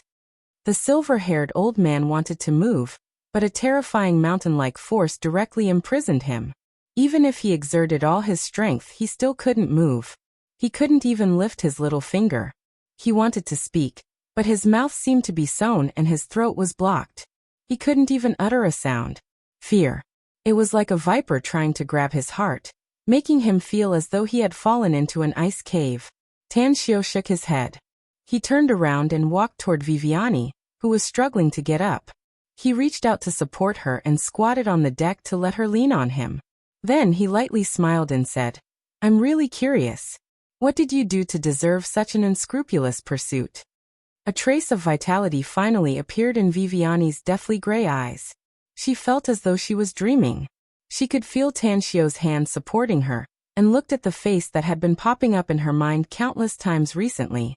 She thought that she would never see Tanshio again in this life, and she even felt a deep regret deep inside. But now, he unexpectedly appeared in front of her alive. Even the horrifying scene just now seemed to be related to him. Viviani's voice was a bit hoarse. She didn't know what to say for a moment. "You didn't expect that I would suddenly appear here, did you?" Tanshio lightly smiled. "Did you see the hope of survival?" Yes. Viviani indeed saw the hope. In her eyes, Tanshio was an unfathomable person. Back when she was in Jingmen Island, he didn't seem to have a very strong power. But now that she saw him again, she could deeply feel the unfathomable feeling from him. "Since you can see the hope of survival, then live well in the future," Tanshio smilingly said. "Living is the most real thing." Viviani took a deep breath to suppress her surging emotions. Then she seriously asked, "How did you appear here? Those lightning bolts just now, were you the one who made them? Do you think I have that kind of ability?" Tanshio lightly smiled. "I don't know." Viviani shook her head. "Well, then don't ask since you don't know." Tanshio chuckled. "I just happened to see you being chased. Considering that we're old acquaintances, I helped you. You haven't answered my question yet. What did you do? Why did they chase you with such great fanfare?" Viviani suddenly smiled. The vitality in her eyes grew more intense, and the smile on her face turned brighter. It was as though she had thought of something worth celebrating. She spoke with a cheerful tone. "I've killed my enemies, and a few of them as well. They were the ones who set up all kinds of traps behind my back, and killed my loved ones one after another." "Not bad." Tanshio gave a thumbs up and praised. Viviani's fair face blushed, and she said with an embarrassed expression, "But the last one was from Savage Mammoth. They chased me after they found me. I've been running for more than half a month, yet they still caught up with me here. In the beginning, the people sent by Savage Mammoth to kill me were very weak. I killed a lot of them. I don't remember the exact number, but it should be around 100 or 200 people. But the more time passed, the stronger the people chasing me became. Fortunately, you arrived in time to save me, else I would have been killed by them."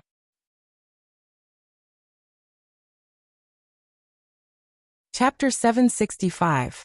Tanshio gradually understood Viviani's bitter experience, and secretly admired her ability. Those mutants of Savage Mammoth were indeed very strong. Some of them were even comparable to experts at the early stage of Foundation establishment, such as the silver-haired old man. Viviani was indeed very strong. If she could unleash her full power, even experts at the early stage of Foundation establishment would not be her match. However, there were too many waves of enemies chasing her, and more experts were coming. Even if she went all out to kill them, there were still times when her hands would soften.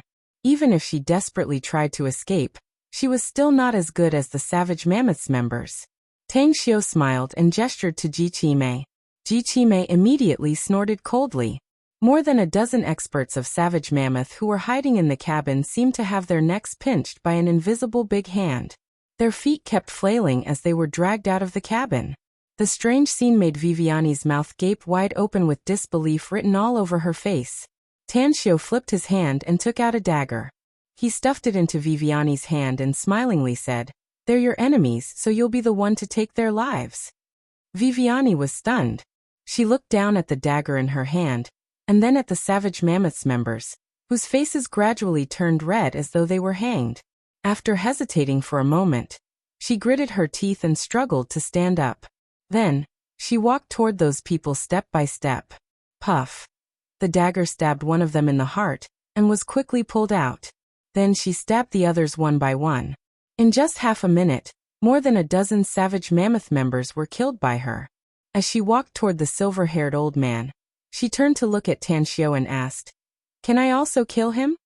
Tan Xiao made an inviting gesture and smilingly said, "These mutants can also be called bastards.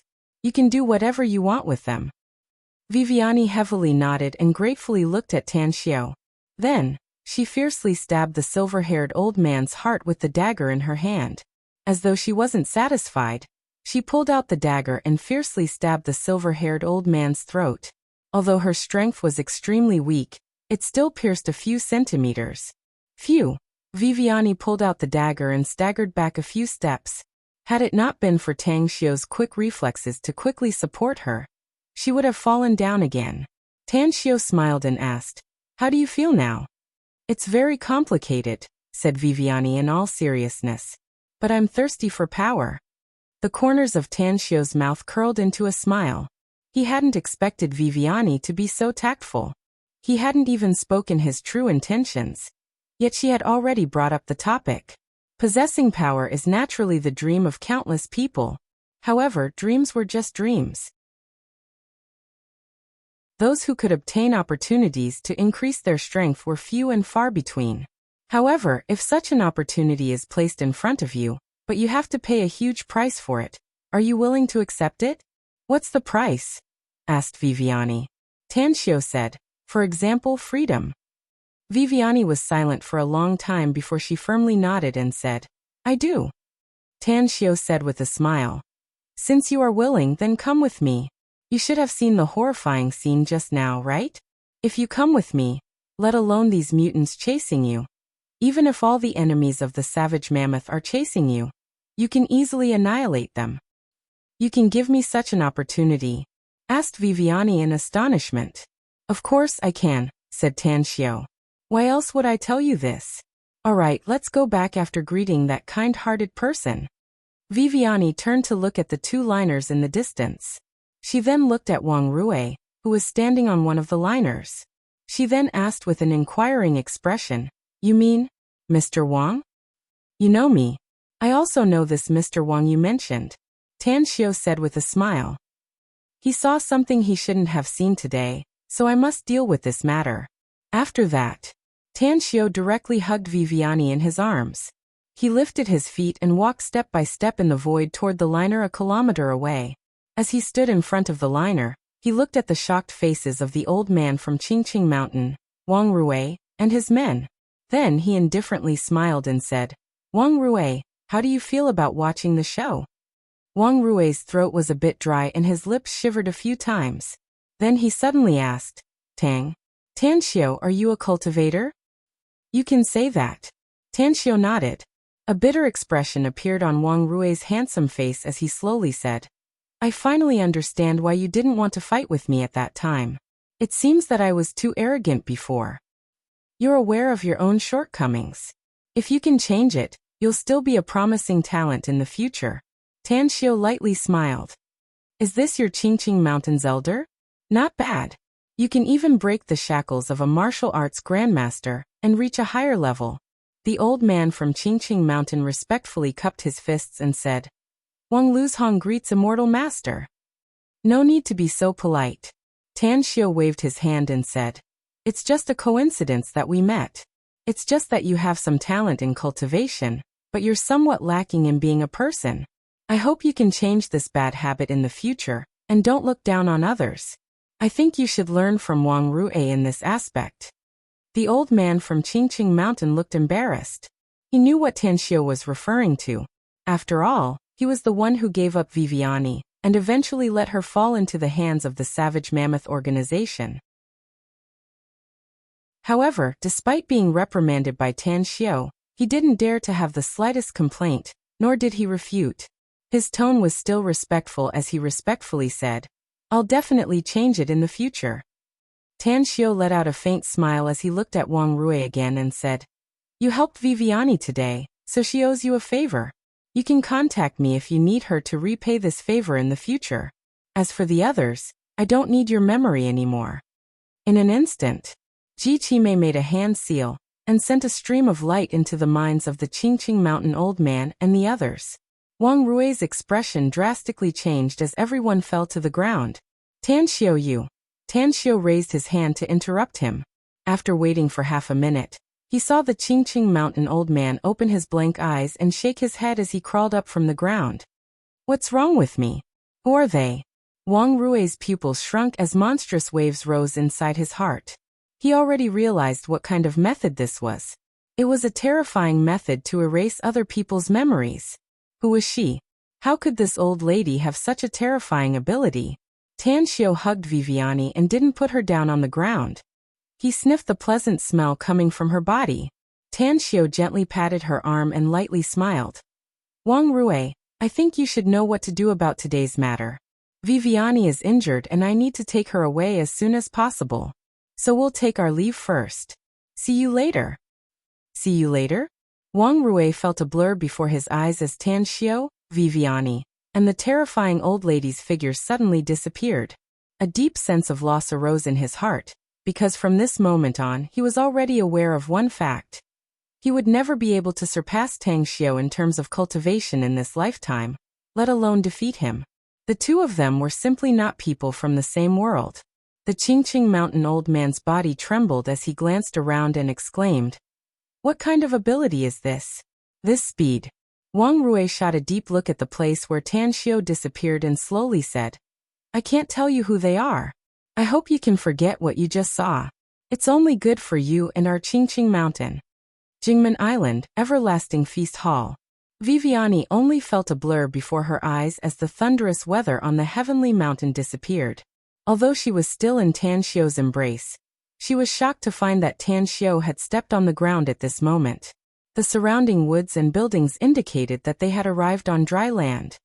This place is? Viviani suppressed the shock inside her heart and asked with a confused expression. "I'll ask you one last question, Viviani," said Tan Xiu with a smile. "Do you still have any concerns? Or unfinished business?" Viviani thought for a while before she nodded and said, "I do. I just want to destroy the Savage Mammoth organization. Because I've been in contact with the Savage Mammoth's people and found them to be very evil. They're simply devils." "Only this one?" asked Tan Xiu. "It seems like it's the only one," said Viviani. "I have no relatives, and I've already left the Holy See. Therefore, I have nothing else to worry about." Tan Xiu nodded and said, "If that's the case, then you'll be a member of the Everlasting Feast Hall in life and a ghost of the Everlasting Feast Hall in death. This is the Everlasting Feast Hall's HQ on Jingmen Island, so you'll stay here for the time being. I'll send someone to arrange your food and clothing, as well as take you to familiarize yourself with the environment here." "All right," Viviani replied and then asked, "Then when can I get the opportunity?" Standing at the side, Ji Qimei indifferently said, "Little girl, it's already your opportunity to be brought here." "That's right. Someone will naturally teach you the real cultivation technique after you familiarize yourself with this place," said Tan Xiu with a smile. While they were talking, Gu Xiaoshua's figure flashed from a distance and appeared in front of Tan Xiu in just a few breaths. She looked at Viviani with a curious expression and then said, "Grand Master, Lulu just called me to find you. She said it's urgent." "Oying Lulu?" With a bit of curiosity, Tan Xiu took out his mobile and dialed Oying Lulu's number. Just as the ringtone rang, the call was picked up and Oying Lulu's urgent voice came out of the phone. "Tan Xiu? Is it Tan Xiu?" "It's me," said Tan Xiu. "What happened?" Oying Lulu hurriedly said. "Where are you now? Hurry back to Demonic City. Han Qinggu has an accident."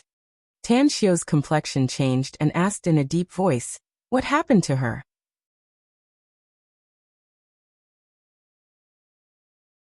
Chapter 766. Tan Xiu hung up the phone. His expression was as cold as the frost in the 12th month, and his eyes were filled with worry. He had thought countless times that he and Han Qinggu, or to be precise, Xue Qingcheng, had nothing to do with each other anymore. If there was any relationship between them, it would be the hatred between enemies. But he didn't realize that whether it was Xue Qingcheng in the immortal world or Han Qinggu now, Both of them were always affecting him. Buy me the next flight back to Magic City. Tan Xiao wanted to let Ji Qimei send him back to Magic City, but after thinking for a moment, he felt that it was not appropriate.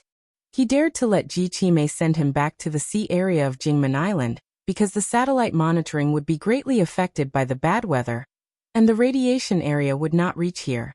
But once he reached the mainland, once Ji Qimei flew him in the sky, they would definitely be captured by the satellite monitoring. Magic City.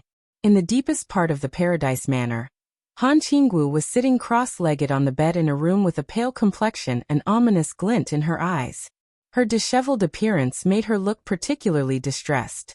Her wrists and feet were tightly bound by 4 fine steel chains, fixing her to the 4 corners of the room. Cultivation deviation. This was a problem that cultivators were prone to encounter. Every cultivator would suffer from cultivation deviation. If it was light, they would become mentally deranged, causing serious internal injuries. If it was serious, their blood and energy would flow in reverse, causing their body to explode and die. Outside the room, Ouyang Lulu's beautiful face was filled with deep worry. She didn't like Han Qinggu and even regarded Han Qinggu as her rival in love. But now that Han Qinggu had become like this, she still felt uncomfortable inside. Furthermore, she had already started cultivating, so she was aware that there was a possibility that her cultivation would go berserk in the future. This caused her to be much more cautious when it came to cultivating. How is it? When will Tang Xiu come back? Han Jintong looked at Ouyang Lulu as she hung up the phone, and asked with an anxious look on his old face. He said that he will immediately rush back from Jingmen Island, said Ouyang Lulu. If there is no accident, he will be back in Shanghai before 2 p.m. Han Jintong hurriedly asked, Did Tan Xiu say on the phone whether my granddaughter is in danger or not? Her current state makes my heart ache. No. Ouyang Lulu shook her head. Han Jintong quickly grabbed his phone and found Tan Xiu's number. He wanted to call him, but he was afraid that Tan Xiu would be disgusted. After hesitating for a moment, his finger didn't press the dial button in the end.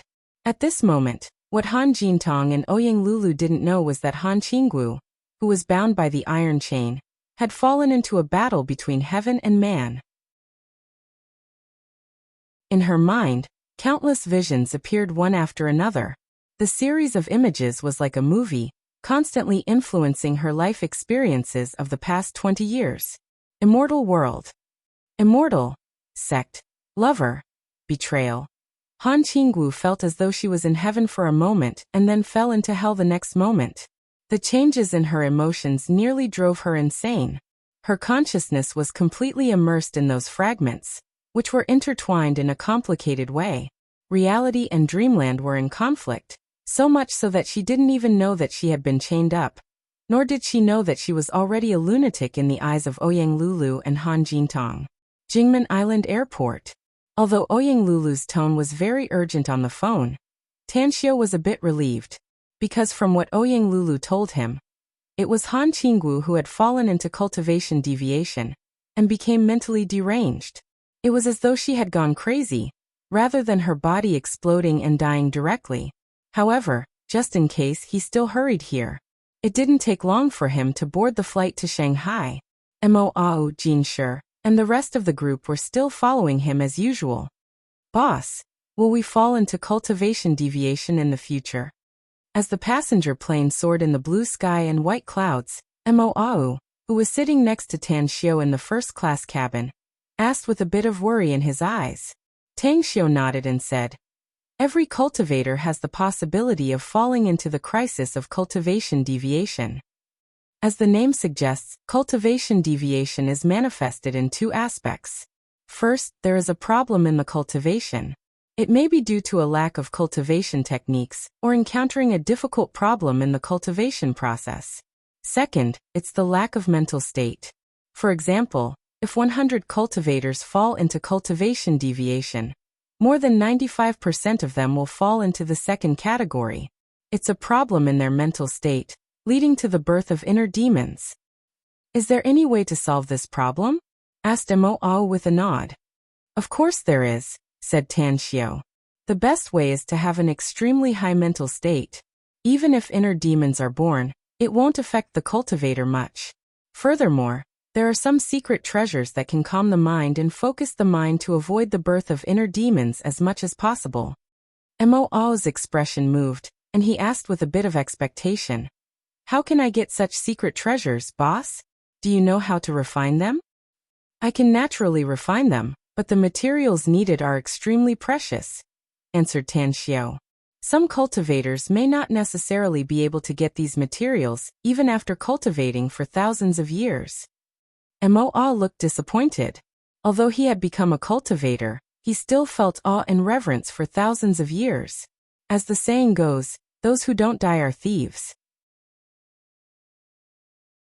Ordinary people could live up to 100 years old, which was already considered as longevity. Anyone who could live up to 200 years old was an old freak among freaks. But if anyone could live up to 1,000 years, wouldn't that mean that they had become a demon? What exactly is the state of mind? The state of mind can only be understood and not explained in words, said Tan Xiao. It may not be accurate to explain it in layman's terms, but it can also be explained as the tenacity of the mind. The more experiences one has, the stronger the mind is tempered, and the more comprehensions one has, the higher the state of mind will be. You should have heard of the word epiphany. Cultivators need perception, and the more they comprehend, the higher their state of mind will be. Mor nodded with a half-understanding expression. He had yet to encounter such a problem that could only be understood but not explained in words. Perhaps he would understand what the state of mind was when his cultivation reached a higher level in the future. At 12:30 noon, the plane landed at Shanghai Airport. Just as Tan Xiao, Mo and the others walked out of the airport exit, they saw Ouyang Lulu, who was eagerly waiting outside. You're back, Tan Xiao. Let's hurry to the Paradise Manor, said Ouyang Lulu immediately as she greeted him. Tan Xiao nodded while walking and asked, How's Han Qingwu's situation? She really went crazy. Ouyang Lulu forced a wry smile and said, She has been in the Paradise Manor for the past few days, so I arranged her to stay in Han Jintong's Western-style building. But in the middle of the night last night, she suddenly went crazy and even collapsed the whole building. Fortunately, only Han Jintong lived there, else ordinary people would have been smashed to death. Ouyang Lulu suddenly realized that she had gone off topic. She quickly returned to the main topic and said, Han Qingwu's condition is very bad now. She's like a lunatic. If it weren't for Han Jintong and Shan Zhena joining hands to subdue Han Qingwu and lock her up with fine steel chains, I'm afraid she would have caused a big mess. Tan Xiao nodded after hearing it. Going crazy was a kind of mental disorder. Even if she was injured, there was a way to solve her injury as long as he could arrive in time. However, mental disorder was very troublesome. If he was still a supreme in the immortal world, he could solve this problem by lifting his finger. But his current strength was very weak. Even if he encountered a golden core stage cultivator, he might not be able to defeat the opposite party, let alone solve the most mysterious mental disorder. 2:00 in the afternoon. Tan Xiao appeared in the room where Han Qingwu was locked up. He watched Han Qingwu struggling desperately with disheveled hair and a crazy appearance. He sighed inwardly. He faintly guessed that it might be related to some of Han Qingwu's memories from her previous life, but he was not sure yet. Lulu, wait outside. No one is allowed to enter the room without my permission. Tan Xiao ordered and closed the door from the inside. Afterward, Tan Xiao went to the table in the corner and took out cinnabar ink, yellow paper, and a writing brush from his interspatial ring, and began to draw some talismans. Spirit-subduing talisman. Mind-cleansing talisman. These two talismans had a good magical effect on alleviating mental disorder. If Han Qingwu's condition was not too bad, she should be able to calm down in a short time. However, when Tan Xiao finished drawing the two talismans and used them on Han Qingwu, it did not have any effect. Han Qingwu, who had gone crazy, even treated him as a target. Although she was very strong, her mental disorder made it so that she could only use less than 1/10 of her strength. It seems that I can only use that move. Tan Xiao sighed inwardly. That method was very powerful. At least it could solve the problem of Han Qingwu's mental disorder. But using that method would have some effects on his body. Tan Xiao bit his finger. and a few drops of blood were forced out by Tan Xiao. Ancient and vicissitude talismans were drawn in the void by Tan Xiao. The golden talismans seemed to contain infinite mysteries, and gradually merged with the blood that had fused together. Immediately, the red blood turned golden, and a stream of light was faintly discernible. Blood soul curse, demon suppression. Tan Xiao's body trembled, and he slapped the golden blood between Han Qingwu's eyebrows. Suddenly, Han Qingwu's body seemed to have been struck by lightning. After twitching a few times, she slowly fell to the ground. Tan Xiao pinched the fine steel chain that bound her, carried her delicate body to the bed, and then reached out to cover her with the quilt. Only then did he stand quietly by the bed for a long time without saying a word. He could clearly see the painful expression that emerged between Han Qingwu's eyebrows, which showed that Han Qingwu's consciousness was still fluctuating violently. Is it the influence of the memories of her previous life? Will she remember the time when she was in the immortal world? After a long time, Tan Xiao left a deep sigh, turned to the door, opened the door and walked out. Tan Xiao, how is my granddaughter? Han Jintong, who was outside the door, rushed to Tan Xiao in an instant and asked nervously.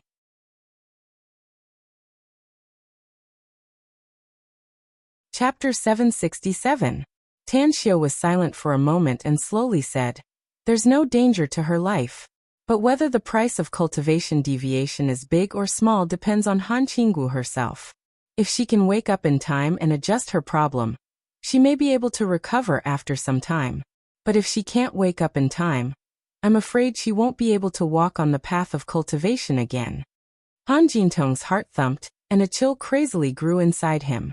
He was perfectly aware of what it meant for a cultivator to not be able to walk on the path of cultivation again. That was losing hope and the ability to become stronger. Cultivators, if they were to be mediocre for the rest of their lives and never be able to appreciate the wonderful life of a cultivator, it would be more painful than death. He didn't know if his granddaughter could bear such a result. "Is there no other way?" asked Han Jintong hurriedly. "It's not that there is no way. Some heavenly treasures can solve the sequela of cultivation deviation in an instant," said Tan Xiao lightly. "But I don't have those heavenly treasures, and I'm afraid it's very difficult to find them on Earth. I've done everything I can, so she can only rely on herself for the rest." As a matter of fact, there was a situation that Tan Xiao didn't mention because the probability of it happening was less than 1 in 10 million. That was when a person who had cultivation deviation would have an epiphany after finally waking up.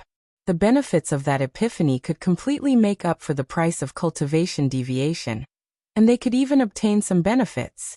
Overcoming the heart's devil, controlling it, and destroying it.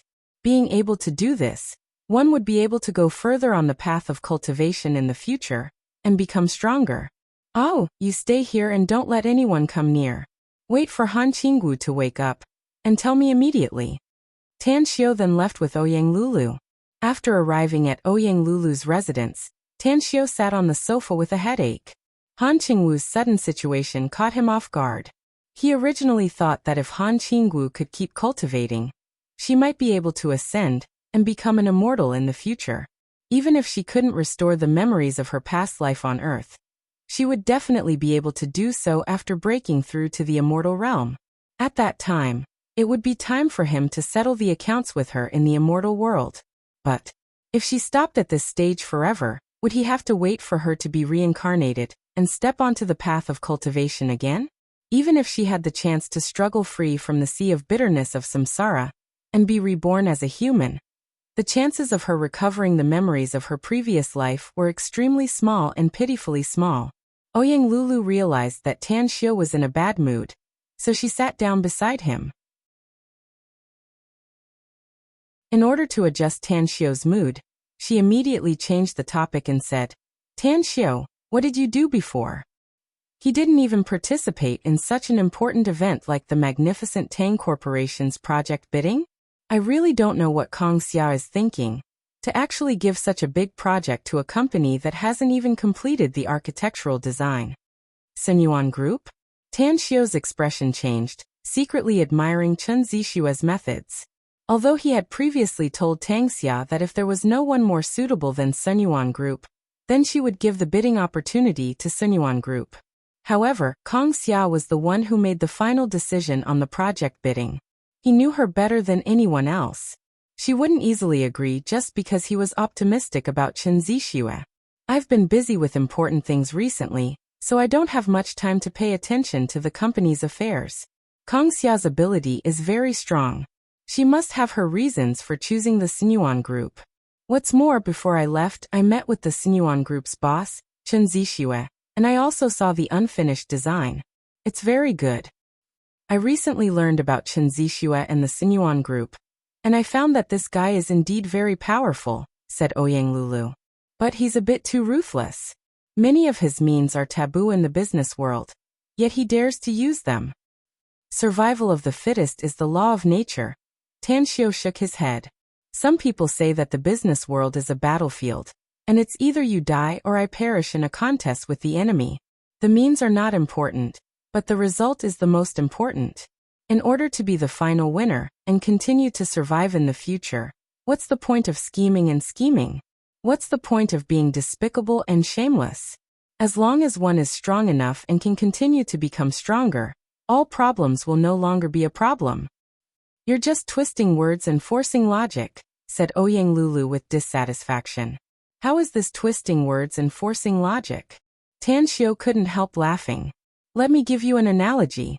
In the imperial power struggle, which of the final winners who can sit on the throne didn't have their hands stained with blood, stepping on countless corpses to sit on it? A lot of things don't depend on the process, but the result. Let me ask you, how is the current Sunyuan Group compared to 10 years ago? It's countless times stronger, said Ouyang Lulu. Isn't that it? Tan Xiao nodded. Every successful person will have a lot of enemies. But you see, isn't the Sunyuan Group getting more and more powerful? And Chen Zixue's wealth is getting more and more, no? Ouyang Lulu was speechless. She felt that what Tan Xiao said was very reasonable, but it was still difficult for her to accept it. She was not a good person in the past. Being able to open a casino in Jingmen Island showed that she had a crazy heart. However, opening a casino was like going all the way to the dark side, a very pure dark business. On the surface, the Sunyuan Group was a decent business, but the operator used a lot of shady means, which made her feel disgusted. Ouyang Lulu couldn't argue with Tan Xiao, so she didn't feel like talking about this topic anymore. She got up and brewed a pot of tea. After placing it in front of Tan Xiao, she said, "That old man Moe has been bewitched recently. Don't you want to see him? It looks like Shanjena can't stand it anymore." Tan Xiao stared blankly for a moment. He immediately recalled Moe's research topic and immediately asked, "What's going on? The research has hit a bottleneck?" "Yeah, it's a very serious bottleneck," said Ouyang Lulu with a playful smile. "I heard Shanjena complain about it.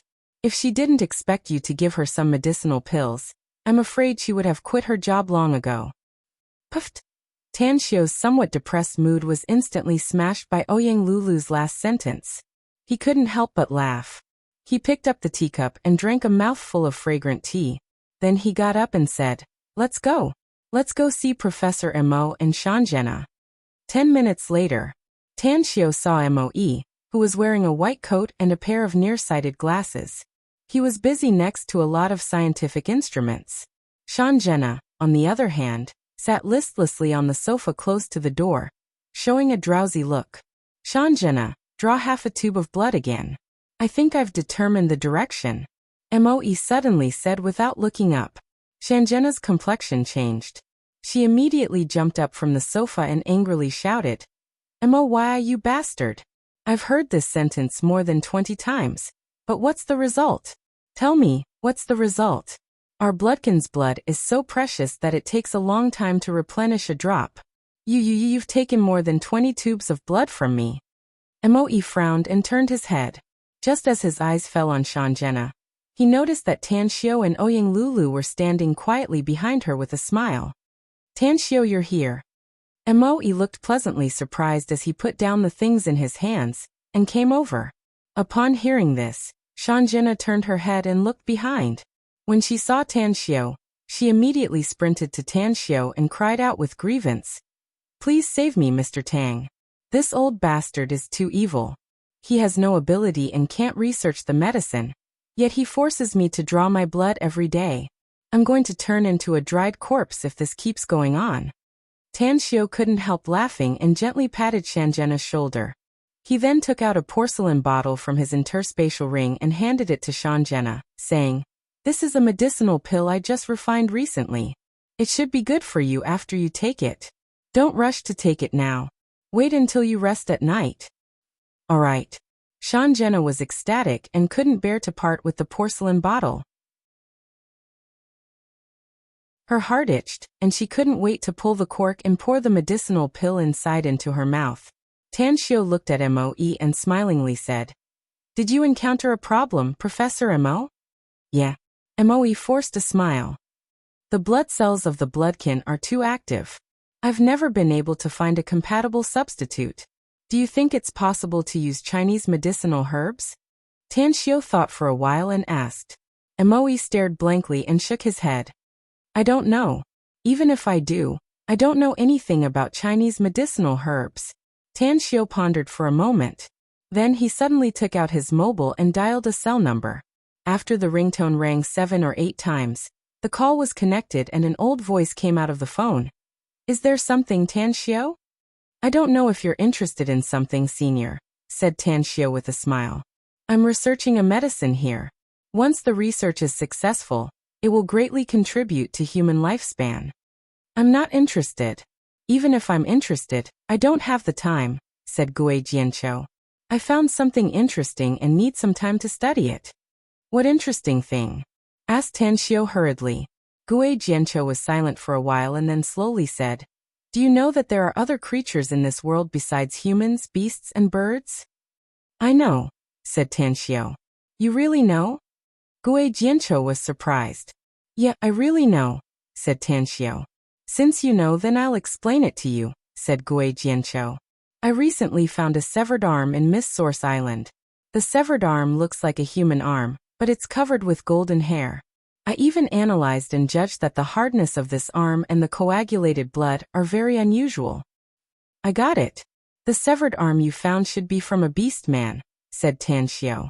"However, I think that you should give up on researching that severed arm and join my research, because the topic I'm researching here is also related to these creatures."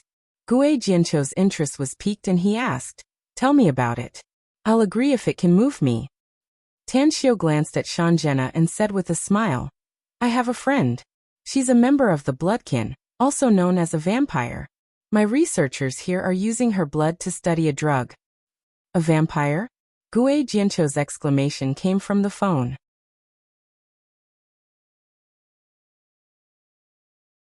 Chapter 768. Tanxiu was very confident. In his view, a living vampire was definitely more attractive to Gui Jianqiu than a beastman's severed arm. Sure enough, after Gui Jianqiu's breathing turned heavy, he replied almost without hesitation, "Tell me the location and I'll rush there immediately. Tanxiu, if what you said is true, I'll join your research." "Shanghai's Paradise Manor. I'll be waiting for you here," said Tanxiu with a smile. As soon as the call was hung up, a trace of lingering fear appeared on Shanjena's beautiful face. She pulled a long face and said, "Mr. Tang, why did you invite someone again? He won't be like that old man Mo, drawing my blood every day, will he?" "That's hard to say," said Tanxiu with a smile. Upon hearing it, Shanjena immediately raised her tone and loudly said, "I refuse. I don't want to be the first vampire in history to have my blood drawn to death. Vampires suck the blood of others. If she were to become the first vampire in history to have her blood drawn to death, it would probably cause a stir in the entire Bloodkin clan. She would even be recorded in the shameful history of the Bloodkin clan, and go down in history. Of course this name wouldn't be pleasant to hear. Don't worry about it." Tanxiu waved his hand. "That's right, it's getting late. How about you go back and rest now?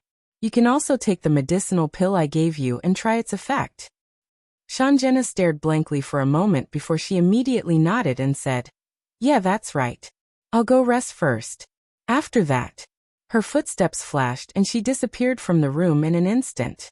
Mo came over and asked with a worried face, Tanxiu, the medicinal pill you gave Shanjena is very effective, isn't it?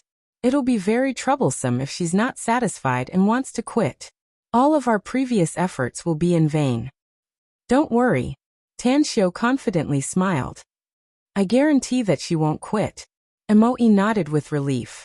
After hesitating for a while, he curiously asked, Can you tell me in advance about the origin of this Chinese medicine practitioner you invited? Can he cooperate with me in the experiment? Divine Doctor Gui Jianqiu. Tanxiu slowly uttered a few words. Moi was stunned and his complexion drastically changed in an instant. Shock was revealed in his eyes as he said with a trembling voice, You can actually invite Divine Doctor Gui Jianqiu? Oh my God. I've heard a lot about that miracle-working doctor in the field of traditional Chinese medicine. His name is like thunder to my ears. Tanxiu said, Keep calm. A divine doctor is also a human being. I hope his arrival will be of some help to you. And I hope that you can research what I need as soon as possible. Don't worry. Moi heavily nodded. As long as the medicinal herbs can replace what I need, I will definitely be able to research what you want in the shortest time possible. All right. Tanxiu nodded. In the blink of an eye, 7 days had passed. In a Western-style building deep in Paradise Manor, on the bed in the spacious bedroom, Han Qingwu's eyelashes fluttered a few times, and her eyes slowly opened. As her eyesight was restored, 2 lines of tears rolled down from the corner of her eyes. The sparkling tears in her eyes couldn't conceal the intertwined feelings of pain and regret. Vaguely, the unforgettable love was also flowing in the deepest part of her heart. Soul-reviving grass. Han Qingwu gently sat up. Through the blurry tears, the name of a medicinal herb emerged in her mind. If it was in the past, she would have firmly believed that it was absolutely necessary to take the soul-reviving grass. But now, she began to hate the soul-reviving grass. If she could, she would never want to take it again. The debt of the past life must be paid in this life. Her heart was in too much pain, and she was afraid that she wouldn't be able to hold on until the debt was paid off. Han Qingwu put on her clothes and quietly walked out of the room. Looking at the bright sunshine outside, she faintly sighed inwardly. She slowly walked to the woods outside and quietly sat cross-legged. The injuries inside her body were still there, but it wasn't a big problem for the current her. She had recovered the memories of her past life, and all kinds of mental state perception were no longer comparable to before. As long as she wanted to, her injuries could be healed in just a few days. However, she didn't choose to heal her injuries, because she didn't dare to recognize Tanxiu. She didn't dare to let Tanxiu know that she had recovered her memories. Therefore she was still Han Qingwu, the teacher in charge of Tanxiu. Han Qingwu. Ha! You're awake? Not knowing how long had passed, Ouyang Lulu appeared on the forest trail. Seeing Han Qingwu sitting cross-legged on a big bluestone, Ouyang Lulu looked surprised and quickly greeted her. Han Qingwu opened her eyes, as though she got to know Ouyang Lulu again. She carefully observed her for a while and then slowly said, I'm sorry. I've brought trouble to you. Ouyang Lulu had always been fearless, and no one could give her pressure. But when Han Qingwu sized her up just now, she suddenly felt a chill run down her spine, and she felt uncomfortable all over. She felt that the awakened Han Qingwu was like a different person, especially her eyes, as though she could see through her. What's wrong with you? Ouyang Lulu resisted the urge to turn around and run away as she braced herself and asked. Han Qingwu stared blankly for a moment before her expression slightly changed. When her left hand brushed the long hair in front of her forehead, her eyes that seemed to be able to see through everything gradually faded away, and the special temperament she exuded also changed. She seemed to have returned to the former Han Qingwu as she shook her head and said, I'm fine, but I'm injured and feel very uncomfortable. Lulu, were you the one who saved me after I fell into cultivation deviation? Ouyang Lulu's heart lightened. She could sense that Han Qingwu's eyes that seemed to be able to see through everything had disappeared. She instantly felt that the feeling just now was an illusion. Looking at Han Qingwu suspiciously, Ouyang Lulu said, I don't have such a great ability.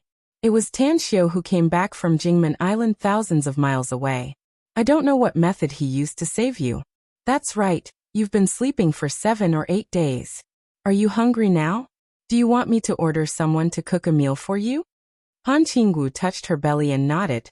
Then I'll have to trouble you. I really feel hungry.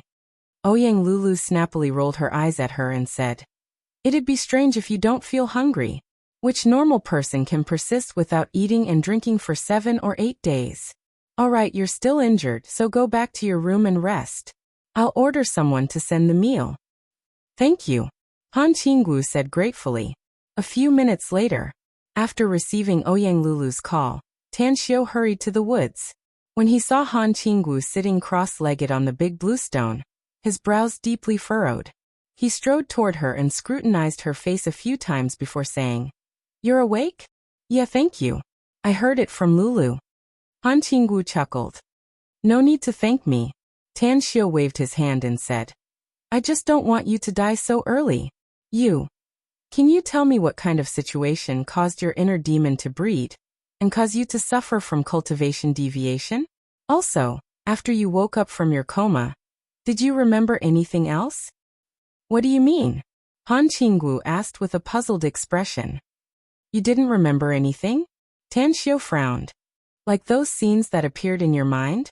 No, Han Qinggu shook her head. I just feel that I'm injured inside, and the injury is quite serious. It's impossible for me to recover in a short time. Tan Xiu, is there something wrong with my cultivation? How come I can't control my true essence when I'm cultivating? Even opening up a meridian outside of the cultivation route? Tan Xiu looked at her deeply and shook his head. I don't know. All right, since you're awake, then there's nothing for me to do. You can do as you please. I still have something to do later. Han Qinggu quietly watched Tan Xiu's back as he left. The deep love in her heart was more intense than the bright sunshine. She originally thought that it would be impossible for her to meet Tan Xiu again in this lifetime. She didn't expect that she would be reborn, and that Tan Xiu was still alive. Don't worry. I'll only live for you in the future. Han Qingwu's lips squirmed a few times as she whispered in a voice that only she could hear.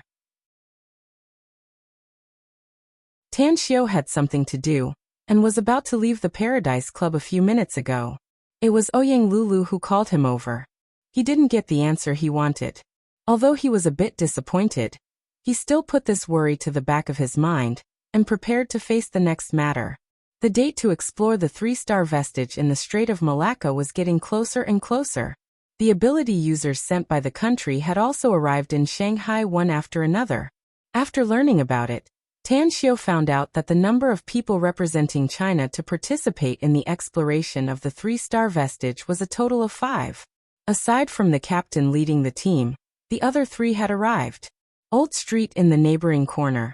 In a relatively remote residential area in Shanghai's Jingning district, there was an old alley with a very high reputation. The reason why the paper slip alley was famous was because of a restaurant and a pot of old wine. As the saying goes, good wine needs no dark alley.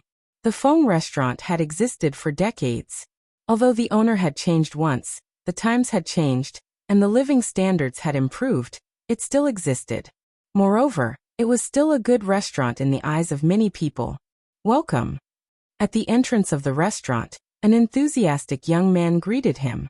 Tang Xiu nodded in response.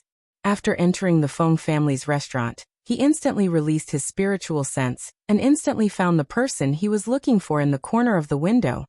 A middle-aged man with a full beard and messy hair, who was not much better looking than a chicken coop, was tasting fine wine and eating meat and vegetable dishes. Zhulong. Tan Xiu could vaguely feel that the middle-aged man was extraordinary, so he stepped forward and asked. Zhu Long looked up and casually glanced at Tan Xiu. Then he indifferently said, Drink first since you're already here. The others will arrive later. I've become the captain of our squad this time, so I hope you can strictly follow my orders in the future. No problem.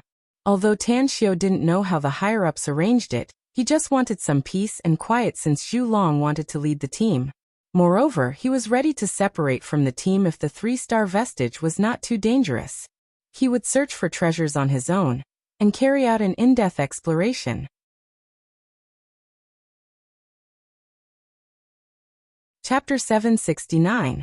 Zhu Long didn't know Tan Xiu's origin, Nor did he know why Tan Xiao could get permission from his immediate superior to participate in the highly confidential exploration mission of the 3-star vestige.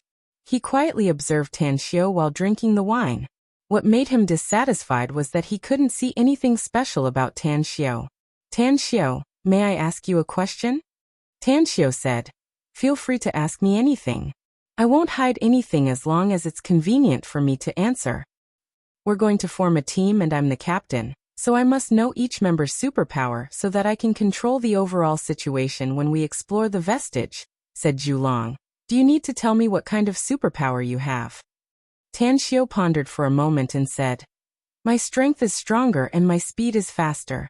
In short, it's very complicated. In fact, there's something I need to clarify with you.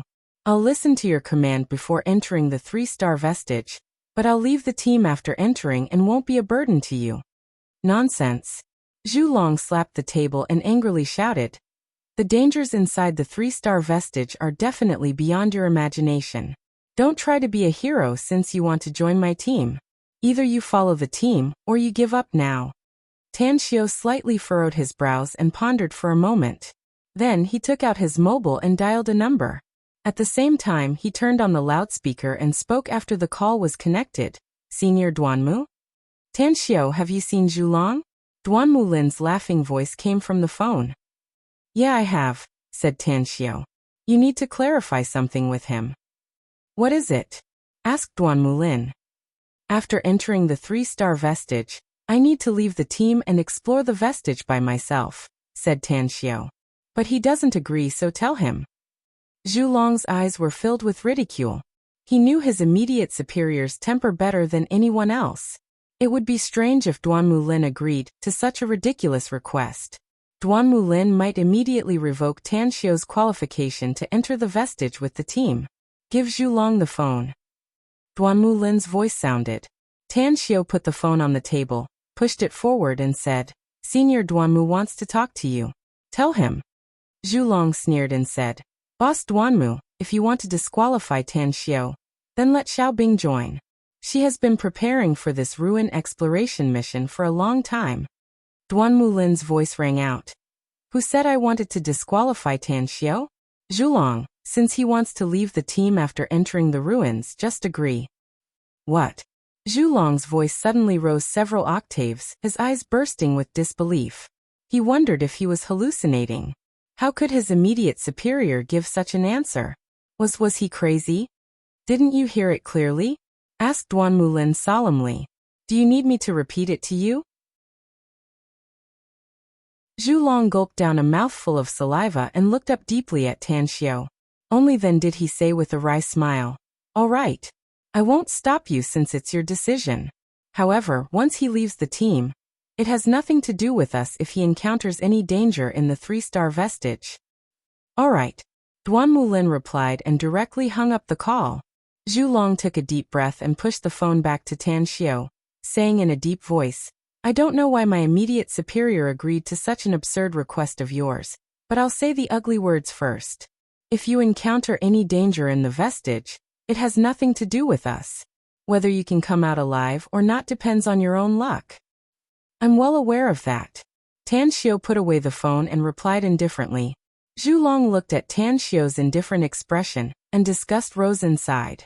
In his view, Tan Xiao was arrogant and reckless. He was very annoyed because Tan Xiao occupied a spot. The original 5-man team would be reduced to 4 people after entering the vestige. In case they encountered explorers from other countries in the vestige, they would have less strength to fight. Shit stirrer. Zhulong suppressed his emotions and finally gave Tan Xiao such an evaluation. Tan Xiao got up and lightly asked, What's the specific time to go to the 3-star vestige?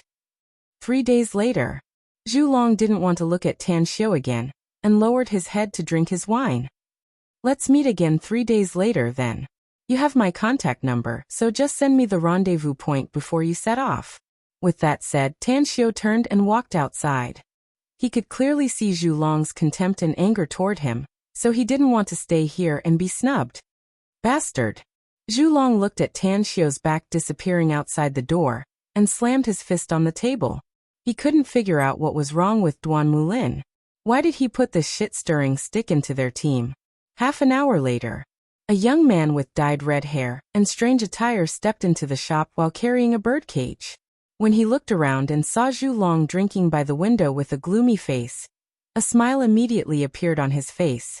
After sitting opposite him, he whistled and smilingly said, "Boss Zhu Long, aren't big shots like you usually the last to appear? Why did you come so early?" Zhu Long raised his eyelids and coldly snorted. "To see a reckless and arrogant bastard."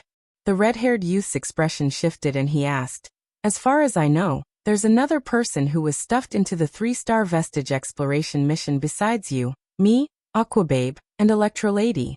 Could it be that the reckless and arrogant bastard you mentioned is the other team member?" "That's him." Zhu Long nodded.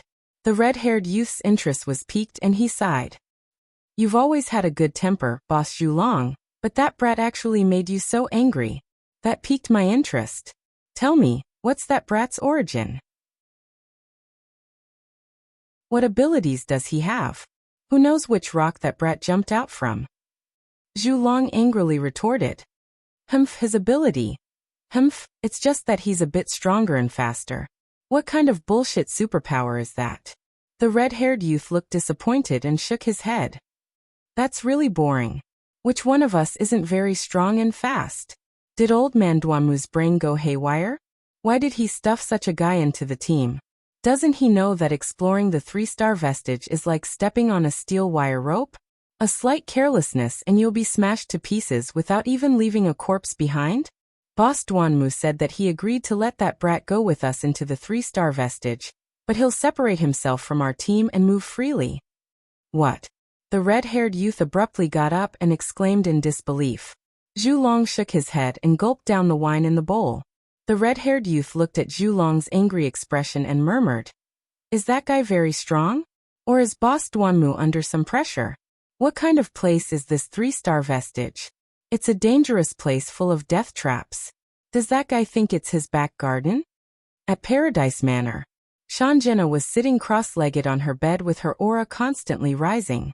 She had taken a medicinal pill, and there were still 2 left in the porcelain bottle given to her by Tanxiu. But just 1 pill was enough to let her clearly feel the strength of her physique strengthening at an extremely fast rate, and the strength she possessed had greatly increased. Most importantly, this improvement speed had yet to end. Puff. The clothes on her back were suddenly torn by a pair of wings that suddenly unfolded. The black wings were shiny and glossy, and the hazy blood energy exuded a lustrous luster. As time went by, the pair of wings enlarged a bit, and 2 blood-colored runes slowly emerged on it. "Did I break through?" Shanjena's eyes instantly opened with a look of ecstasy. She was just a baron before she met Tanxiu. But at this moment, she did not break through to the Viscount realm, but the Count realm. A count. Her elder brother was hailed as the most outstanding genius in the family in the past millennium. Yet he was only a count now. It was because the family had opened the Blood Pond inheritance in order to cultivate him. But what about her? 2 medicinal pills made her break through to the Count realm. If her clansmen were to know about this, wouldn't their eyeballs explode all over the place? The mysterious Eastern ancient country, and the mysterious Eastern cultivators. If I can get a lot of medicinal pills and bring them back to the family, it won't take long for my family to become the most powerful family among the bloodkin, right? Shanjena flapped her wings with a dreamy look on her beautiful face. Recently, Moe had extracted a lot of her blood. Although it was slightly harmful to her, it was simply negligible compared to the benefits she obtained. "I can't leave so easily. I can promise Mr. Tang even if he has more excessive requests. Account. If I get more medicinal pills with better effects, will I be able to break through to the Marquis realm in a short time?" A few minutes later, Shanjena appeared in Moe's lab like a gust of wind. She watched Moe and Gue Jiancho studying her blood. She didn't even want to retract her wings, and immediately sprinted to Moe's side. She stretched out her arm and heroically said, "Professor Mo, you can continue if the blood I extracted today is not enough. Besides, I've decided that I'll try my best to cooperate with you no matter how much blood you need from me in the future." Moe was dumbfounded. He looked at Shanjena, whose attitude had changed drastically and was at a loss for words for a while. Gue Jianqiu also wore a strange expression. He had seen Shanjena cursing him and Moe when her blood was being extracted. How did it change? Gue Jianqiu turned his head and glanced at Moe. A smile immediately appeared on his old face as he said, "Did something good happen to you, Shanjena? Why didn't you scold me and Professor Mo today?" Cough, cough. Shanjena was a bit embarrassed as her thoughts were seen through. But in order to get Tanxio's approval and get more medicinal pills, she thickened her face and said, "I suddenly figured it out. It's worth it to sacrifice myself for the sake of science."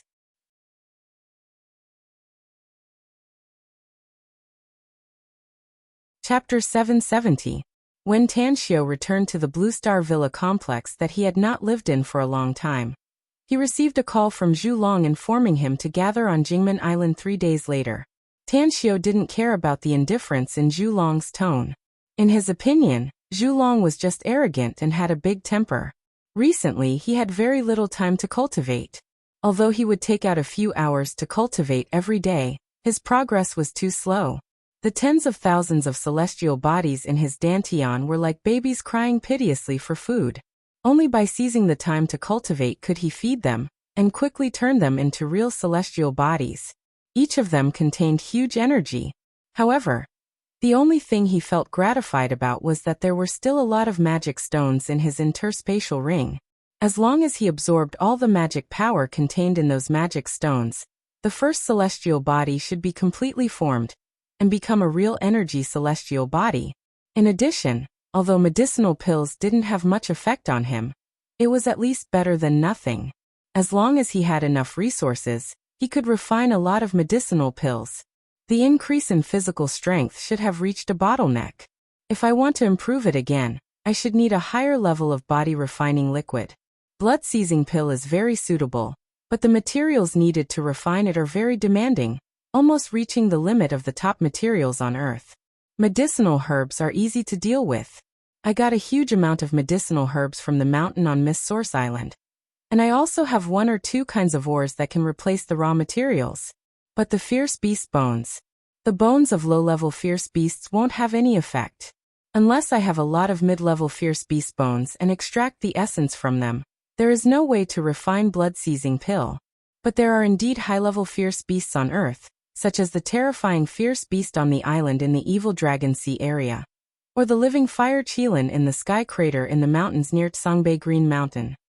With my current strength, wanting to kill fierce beasts of this level is simply a pipe dream. Ji Qimei and Gu Yan could do it, but if they were to go all out, they would definitely trigger the suppression from the heavenly Tao of this world. It was very likely that they would be severely injured, or even expelled from this space. Therefore, it's not appropriate to count on them. Tanxio sat quietly by the window, looking at the new green scene outside, countless thoughts churning in his mind. Turning all the planets in the Dantian world into energy planets in the true sense was not something that could be done overnight. However, as long as he had enough resources, he could easily improve his physique and cultivate the heavenly art of cosmic genesis to a higher realm. If it's in the immortal world, I can easily buy all the cultivation resources I need even if I throw money at it. With a hint of regret, Tanxio took out a demon stone and started cultivating. Recently, he increasingly felt that his strength was not enough because of the things he encountered. Whether it was the Stygian Club's divergent creatures, the Pyramid's ability users, or the savage mammoth's genetic mutants, many of them were very powerful. Even though he was very strong now, there were still places where he was inferior to them. If there were too many of such powerful characters besieging him, he might still die in their hands even if he had endless means at his disposal. The most important thing was that he was about to enter the 3-star vestige to explore the good stuff inside. Of course, the more he harvested, the higher the risk factor he would encounter. He didn't dare to underestimate the power of science and technology at present, because the terrifying power of science and technology could still crush him to pieces if it were to target him. Strength was king. He was eager to have more powerful strength. Only by becoming stronger could he get more good stuff. For example, solving the crisis in Miss Source Island. He got a huge amount of jades alone, plus all kinds of resources in the central mountain. It was absolutely a bountiful harvest. Early the next morning, after Tan Xiu finished his cultivation, he washed up and came to the living room on the first floor. He saw the housekeeper, Zhang Xinlan, cleaning the house. The smell of food wafting from the kitchen made Tan Xiu's spirit shake. "Shall we have breakfast now, Mr. Tang?" asked Zhang Xinlan. "Let's eat," Tan Xiu said with a smile. Zhang Xinlan put down the rag in her hand and was about to go to the kitchen. Suddenly, she seemed to recall something and said, "Mr. Tang, a friend of yours came a few days ago and said he had an urgent matter to discuss with you. I couldn't contact you since you weren't here, so he left." "Which friend?" asked Tan Xiu. "He said his name is Long Zhenglin. He's quite tall and shaved his head," said Zhang Xinlan. Tan Xiu raised his brows and nodded. He watched Zhang Xinlan go to the kitchen and took out his mobile phone to dial Long Zhenglin's number. "Hello, Big Bro Tang?" Long Zhenglin's weak voice came out of the phone. "What's wrong with your mood?" Tan Xiu said with a smile. "Did you indulge yourself too much last night? You haven't fully recovered yet?" Long Zhenglin yawned and snorted. "This brother has been abstinent for a long time, all right? But have you been indulging in debauchery every night, and indulging in women and wine every day? I had an urgent matter to discuss with you a few days ago. I wanted to ask you for help, but I couldn't contact you." "What urgent matter?" Tan Xiu was surprised. "Borrowing money. What else could it be?" Long Zhenglin forced a smile. "Originally, I wanted to borrow money from my father and brother. But who would have thought that they would be so poor recently that they can't even take out 12 million yuan? What a pity about that red silk flower. Damn it, I heard that thing is very valuable. If I can buy it and sell it abroad, I can definitely sell it for a sky-high price." "Red silk flower?" Tan Xiu stared blankly for a moment. Then he seemed to realize something and hurriedly asked, "What is this red silk flower you mentioned? Is it a very rare medicinal herb?" "You know about the red silk flower?" Long Zhenglin was surprised. After asking, he recalled Tan Xiu's identity as a Chinese medicine practitioner.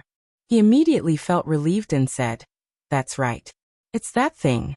The price of that thing seems to be sky-high in the foreign market now.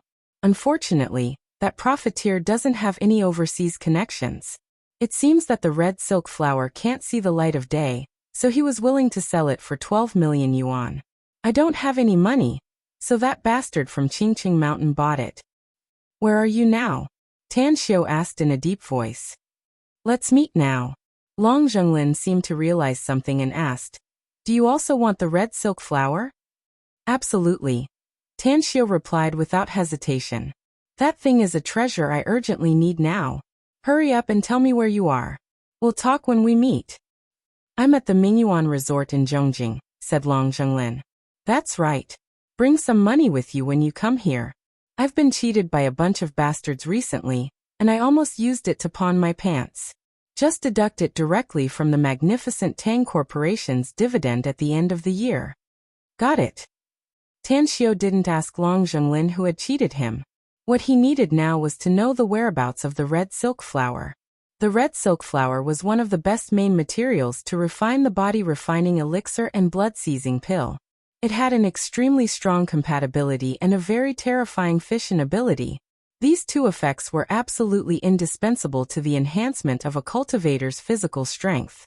"I'm in a bit of a hurry, so I won't have breakfast at home." Tan Xiu bade farewell to Zhang Xinlan and hurriedly left the Blue Star Villa complex. This time, he didn't let Jin Shi and the others follow him, and only took Mo to Tianjing City. Shanghai was very close to Tianjing City, and it only took 2 hours to get there by car. 9:30 a.m. Tan Xiu and Mo rushed to the Mingyuan Resort in Tianjing City. However, what made Tan Xiu speechless was that the Mingyuan Resort was a high-class resort that never accepted non-members. Therefore, Tan Xiu could only call Long Zhenglin and ask him to come out and pick him up. "Ha ha ha, I didn't expect that Big Bro Tang would also have a day where you can be beaten. This Mingyuan Resort is run by a buddy of mine. Unless you have a referral, you can only spend a considerable amount of money to apply for a membership card here. Let's go. I've already ordered some people to prepare some food and wine. We're just waiting for you to come and eat together. Long Zhenglin stroked his big bald head with a particularly bright smile. Tanxiu didn't have the leisure to eat and drink and directly asked, "You said that the red silk flower was finally bought by that person from Qingqing Mountain. Who is that person?" Long Zhenglin rolled his eyes and snappily said, "Haste makes waste, don't you know? Even if I tell you now, you won't get the red silk flower for the time being because that person from Qingqing Mountain has left Tianjing City 2 days ago." Upon hearing this, Tanxiu had no choice but to suppress the desire in his heart and followed Long Zhenglin into the Mingyuan resort. The environment here was very good. Although it was only early summer, it was still full of beautiful flowers and contending with each other. The layout of the layout was also made use of the Tao of Feng Shui, making this place a good place for self-cultivation and recreation. Big Bro Tang, the owner of this place, is called Ren Qi, a well-known figure in Tianjing City. His family can be ranked in the top 5 in Tianjing City. When I first came to Tianjing City, I had a fight with him. It turned out that we didn't get to know each other and eventually became good friends, said Long Zhenglin with a smile. I have no interest in that Ren Qi, said Tanxiu. Long Zhenglin rolled his eyes and went straight to the Mingyuan Resort's coffee shop with Tanxiu. Although it was only in the morning, the coffee shop had already opened and several guests were drinking coffee and chatting inside. After randomly choosing a seat and sitting down, Long Zhenglin then said, "I know you're impatient, so I'll tell you about the situation first. The guy who bought the red silk flower is called Wang Tao. I heard that he's a famous playboy in the Qingqing Mountain area. I'm not particularly clear about his specific origin, but every time he appears, he's always accompanied by a group of bodyguards. This is enough to prove that he has a great background and should have some relationship with the Wang family of Qingqing Mountain." Qingqing Mountain? The Wang family? Tanxiu frowned and asked. He knows an acquaintance of Qingqing Mountain, Wang Rui. Never heard of him. Long Zhenglin shook his head.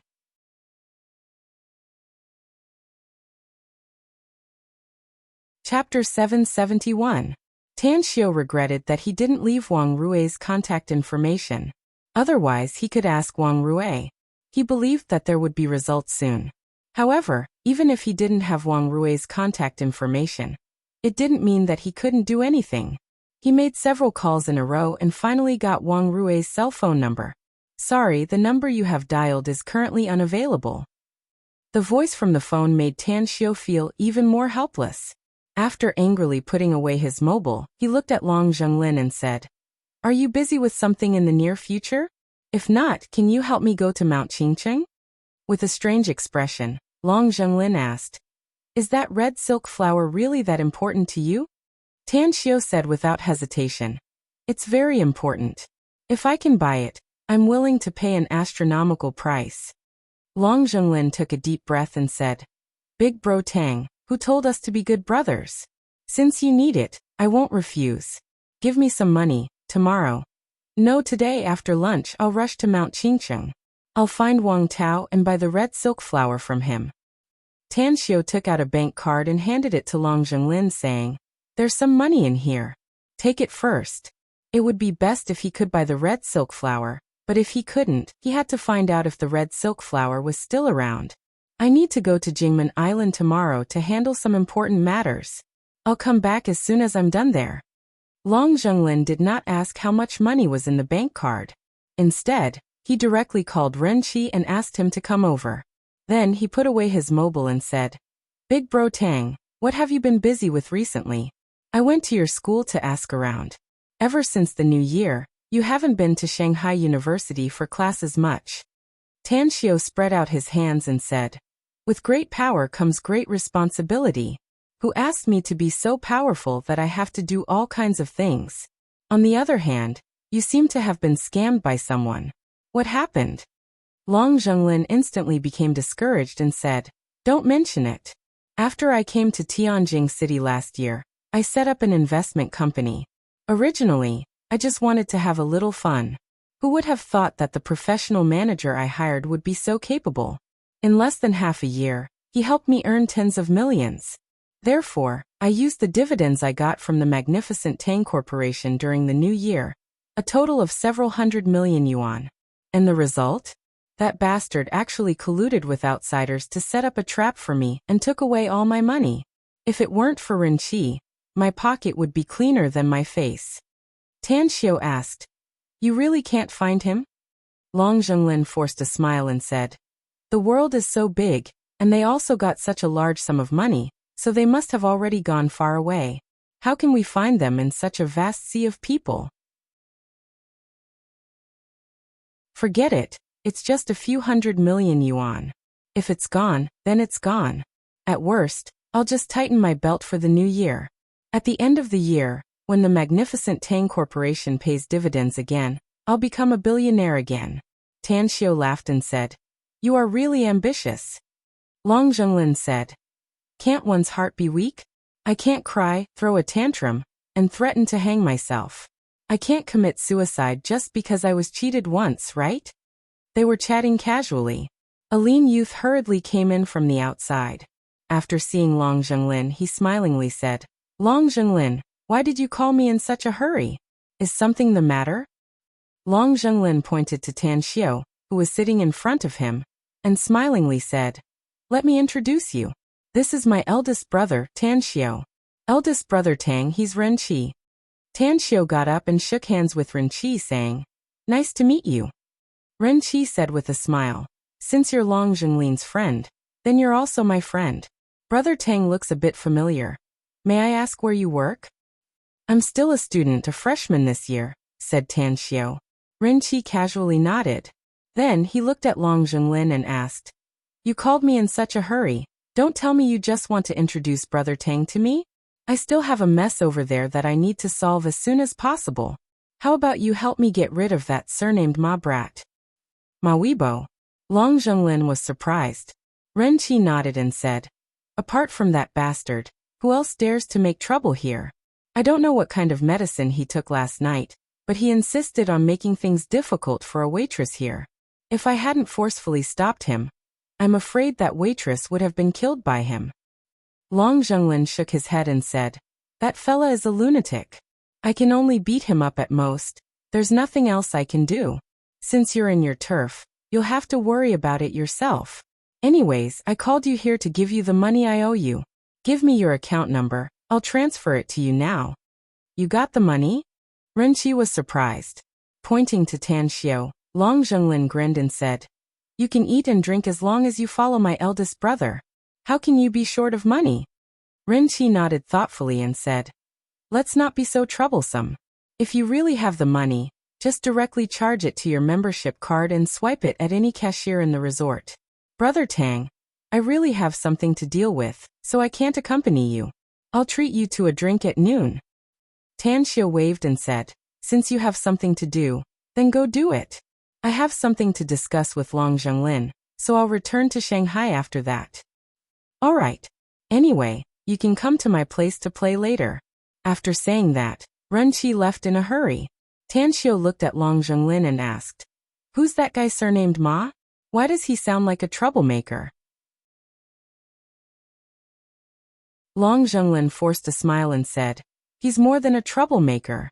That bastard is definitely a lunatic, and his thinking is completely different from normal people. I had 2 conflicts with him before, and I beat him up both times. But the result? That bastard actually kept looking for experts to fight with me. Motherfucker, I won the first 2 times, but the 3rd time, I was beaten up miserably. Out of desperation, I also asked for external help, and we fought more than a dozen times before it was finally settled under Rinqi's mediation. The Ma family is the biggest family in Tianjin City. Whether it's in the business world or the political world, they have their clansmen. Moreover, their status is very unusual. Whether it's legal business or some shady business, the Ma family has dabbled in it. As for their connections, even in the imperial capital, the Ma family has a very good relationship with other families. Even compared with your Tang family, the families in the imperial capital are not much weaker than the Tang family. That brat surnamed Ma is the 4th son of the current Ma family's patriarch. He's called Old Ma." Tan Xiao had heard of the Ma family. After all, Tianjin City was very close to Shanghai, and the Ma family's name was even more resounding. Even the Ji family in Changshi City was a bit inferior to the Ma family. At noon, Tan Xiao was about to leave the Mingyuan resort when trouble came to him. And the source of this trouble was none other than old Ma of the Ma family. "Oh, Long Zhenglin, I didn't expect that you actually have the face to freeload in Renqi's territory. If you don't have money, hurry back to Star City and ask your old man for money. What's the matter with you freeloading here?" Ma Xiaorong bit a toothpick between his teeth. He raised his head high and looked at Long Zhenglin with a contemptuous expression. He even deliberately stood in front of Long Zhenglin and Tan Xiao to show a provocative look. Long Zhenglin frowned and said, "Old Ma, if you're itching for a beating, feel free to be arrogant with me. I won't bicker with you today since my brother is here. If you don't know what's good for you, I can guarantee that you'll have a miserable end tomorrow." Ma Xiaorong covered his chest with both hands and deliberately showed a frightened expression. He then screamed loudly, "Oh, I'm so scared. Baldy Zhenglin is actually angry. He really came from the west side of Sun City. But Long Zhenglin, this young master didn't want to bicker with you before because this young master thought that it's boring to abuse you too many times. You." Long Zhenglin flew into a rage and rolled up his sleeves to beat him. Tan Xiao stopped Long Zhenglin and looked at Ma Xiaorong, saying, "You look like a decent person, but why do you like to stir up trouble? Is this how the Ma family's head educates his own son?" Ma Xiaorong rolled his eyes and disdainfully said, "Where the hell did you come from, you idiot? What does it have to do with you that I'm talking to Long Zhenglin? What's wrong with stirring up trouble? This young master can't afford to provoke you. You can do it if you have the ability." Slap. Tan Xiao slapped Ma Xiaorong's face and then directly kicked his chest, sending him flying 6 or 7 meters away. "Your mouth is dirty, so I'll help you wipe it. But if you dare to show off again, I'll make you never speak another word in your life." After being kicked in the chest, Ma Xiaorong was unable to breathe for a long time. It wasn't until his face turned ashen that he felt a little better. "Bro, you're more awesome than this Long Zhenglin. You gave me a good beating, very good. But I've taught Long Zhenglin a lesson before, so I can't show my true ability if I play the same trick again. How about this? I'll treat you to lunch, and we can talk about how to do it again while we eat." Lunatic. Tan Xiao felt a slight headache after hearing his heartfelt words. He wasn't afraid of a real lunatic, but he was afraid of those who played the fool. What he was afraid of were those with a one-track mind and extreme character. A trace of anger finally appeared on Ma Xiaorong's face as he seriously said, "I'm talking to you. Are you deaf or something? Let's have a game. No matter who wins or loses, we'll let the matter of you hitting me go." "You?" Tan Xiao shook his head and said, "You? You're not worthy. If you're not an annoying fly, then scram as far as you can." Ma Xiaorong clapped his hands and felt more satisfied. Despite the pain in his chest and the burning sensation on his face, he seemed to have found a fun game. He intended to stare at Tan Xiao shamelessly, and even followed Tan Xiao. "Are you going to scram or not? I'll hit you now if you don't." Tan Xiao raised his palm and made a gesture to hit him. Ma Xiaorong quickly took out his cell phone and turned around to hand it to a bodyguard behind him. He then directly sat on the floor and said, "Come on, hit me. The more pain, the better."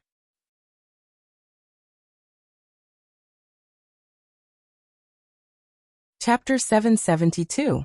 Tan Xiao had never cared about his demeanor, nor was he afraid of the Ma family's influence in Tianjing City. He looked at the ruffian Ma Xiaorong as his fists rained down on his face. He screamed, but there was no sound, because every time Ma Xiaorong was about to scream, Tan Xiao's fists would hit his mouth. Finally, after Tan Xiao's last blow broke his nose, Tan Xiao kicked Ma Xiaorong again under the dumbfounded expressions of the surrounding people. What was a brutal beating?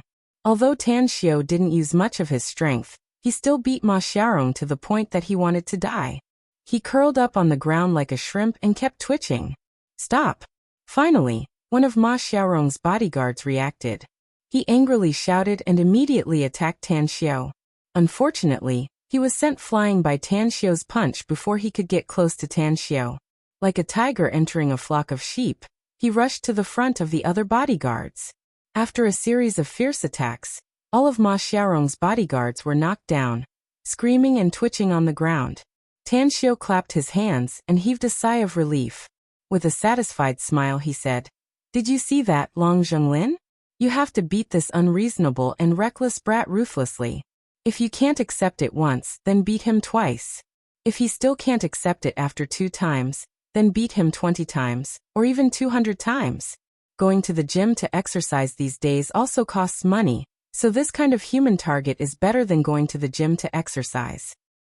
Long Zhenglin's mouth fiercely twitched twice as he looked up at the sky. He wasn't a freak like Tan Xiao.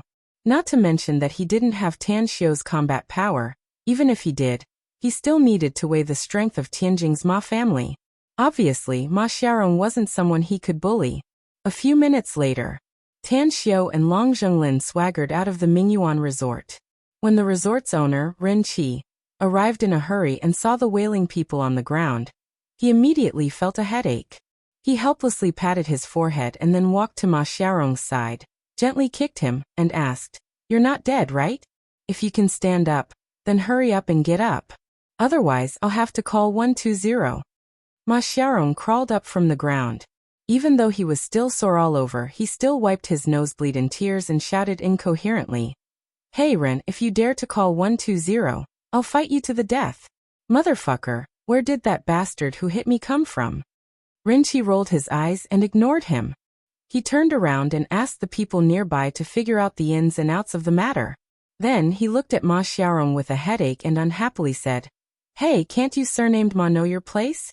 A few days ago, your Ma family's third brother got drunk at my place and caused a ruckus, and you actually created such a mess for me. Do you want me to hang a sign at the gate that says surnamed Ma is not allowed to enter? My third brother is my third brother, and I Ma Weibo am Ma Weibo." Ma Xiaorong angrily said, "Motherfucker, this young master has suffered a loss today, but this matter is not over yet. That bastard Long Zhenglin has eaten a bear's heart and a leopard's gall. He even brought a dog to bite me. I'm gonna chop him into pieces. I don't care if you're called Ma Weibo, Ma Xiaorong, or fourth brother Ma," Rinchi angrily said.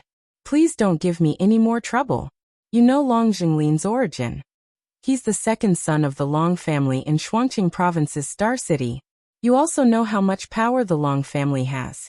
You don't have the ability to go against the Long family. As for that Tan Xiao, I advise you not to provoke him. For Long Zhenglin to regard him as his big brother. I'm afraid his origin is much stronger than his." "You mean, I got beaten up for nothing?"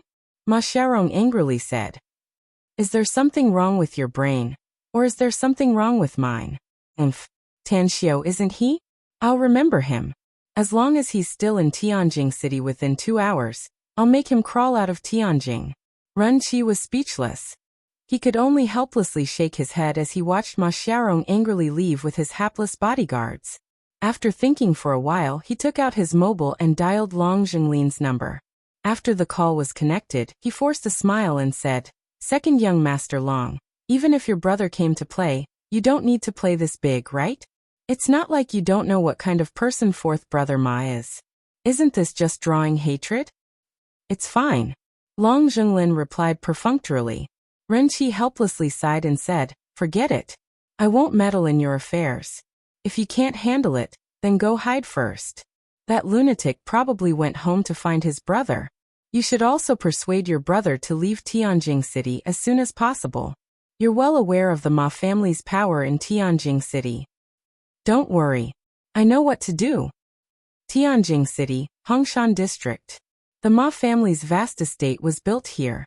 As early as the anti-Japanese war era, the Ma family was a famous and distinguished family in Tianjing City, as well as a powerful landlord. Most of the elders of the Ma family had gone abroad and studied abroad. Due to their high ideological awareness, they clearly chose the successor team of the Communist Party during the anti-Japanese war, so they smoothly passed through the anti-Japanese war era. With the wealth and connections left by their ancestors, coupled with decades of development, the Ma family now possess great power. Even the newly emerged powerful families in Tianjing City had a big gap with the Ma family. The Ma family's manor, which occupied hundreds of acres of land, had a very distinct hierarchy. Because the north side of the manor was close to a mountain, the further north the manor was, the greater the authority of the people living there, and the more core members of the family were. Cough, cough. In the middle of the northernmost part of the Ma family's manor was an antique attic that constantly coughed. Outside the attic, dozens of core members of the Ma family were gathered. Each and every one of them had a worried look on their faces as their eyes constantly swept over the closed door. Creak. The door was opened from the inside, and a white-haired old man wearing a gray coat walked out with a few doctors. Among these doctors, there was a rather famous cardiologist in Tianjin City, who had a high level of expertise in Western medicine. There were also 2 Chinese physicians with superb medical skills. However, at this moment, whether it was the white-haired old man or the 5 doctors, all of them had a very solemn expression. The people waiting outside the door had a bad premonition when they saw their solemn expressions. "Second uncle, doctors, how is my father's condition?" asked the Ma family's patriarch, Ma Jianfeng hurriedly. The white-haired old man shook his head and bitterly said, "His condition is very serious. Even if we send him to a big city like Shanghai or the imperial capital, I'm afraid there's nothing we can do to save him." Ma Jianfeng's heart trembled. He opened his mouth, wanting to say something, but he swallowed the words that were just about to come out of his mouth after seeing the 5 doctors' expressions. "We'll take our leave first." One of them, a middle-aged man in a white coat, sighed and walked out. The others didn't hesitate and quickly followed him. However, one of them was a middle-aged man in his 40s who wore ordinary clothes. After walking for 7 or 8 steps, he suddenly stopped. After thinking for a while, he turned back to Ma Jianfeng and the others, took a deep breath and said, "Jianfeng, we're old friends, so I'll give you an idea. Although I can't guarantee that it'll work, there's still a good chance as long as they're willing to help." Ma Jianfeng stared blankly and hurriedly asked, "You mean they are?" "I'm a Chinese medicine practitioner and I'm familiar with a lot of things in the Chinese medicine field," said the middle-aged man. "Your father's condition is very serious and we're at a loss. But there are still some powerful Chinese medicine practitioners in our country. To be precise, they're even hailed as divine doctors. I know 3 of them. Aside from divine Dr. Lung, who disappeared more than a decade ago, there's also divine Dr. Gue Jianqiu, whose whereabouts are uncertain. The other one was the young divine doctor with superb medical skills, Tang Xiu, who had risen to fame in recent years. Perhaps your father can live for a few more years if they're willing to help." "How can we find them?" asked Ma Jianfeng hurriedly. "I really don't know the whereabouts of divine Dr. Gue Jianqiu," said the middle-aged man. "But I know something about the young divine Dr. Tan Xiu. He's a doctor at the Star City Chinese Medical Hospital, but he's hardly on duty there now. Rumor has it that the young divine Dr. Tan Xiu is studying at Demon City University, but I can't guarantee whether it's true or not. Your Ma family has a wide network, so you just need to check it out." "I'll send someone to check it out right away," said Ma Jianfeng without hesitation. "I'm willing to pay any price for my father." The white-haired old man also heavily nodded and said, "That's right. Even if my Ma family has to spend hundreds of millions of our family's wealth, we must do it as long as we can cure Big Brother." At this time, an off-road vehicle roared as the emergency brake sound was heard, and the door was forcefully pushed open.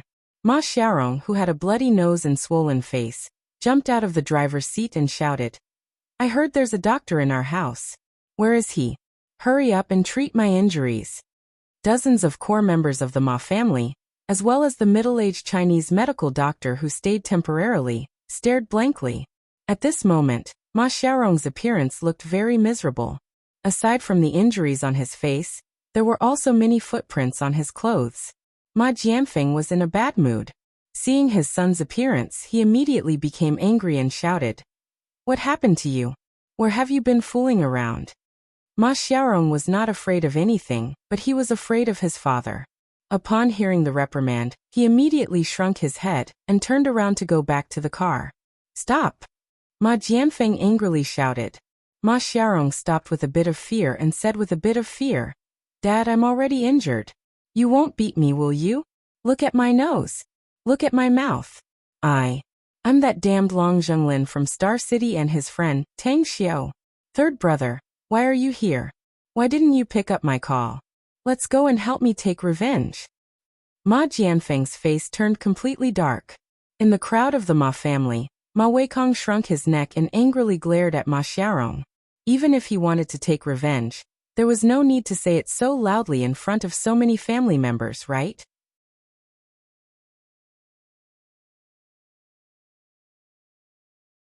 Chapter 773.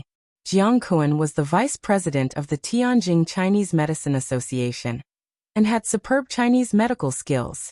It could be said that he was the VIP of countless people in Tianjin, and the Ma family was no exception. Furthermore, he knew the Ma family's patriarch, Ma Jianfeng, more than 20 years ago, and they had a very good personal relationship. Therefore, Jiang Kuan knew Ma Jianfeng's situation, and also knew that he had a good-for-nothing son.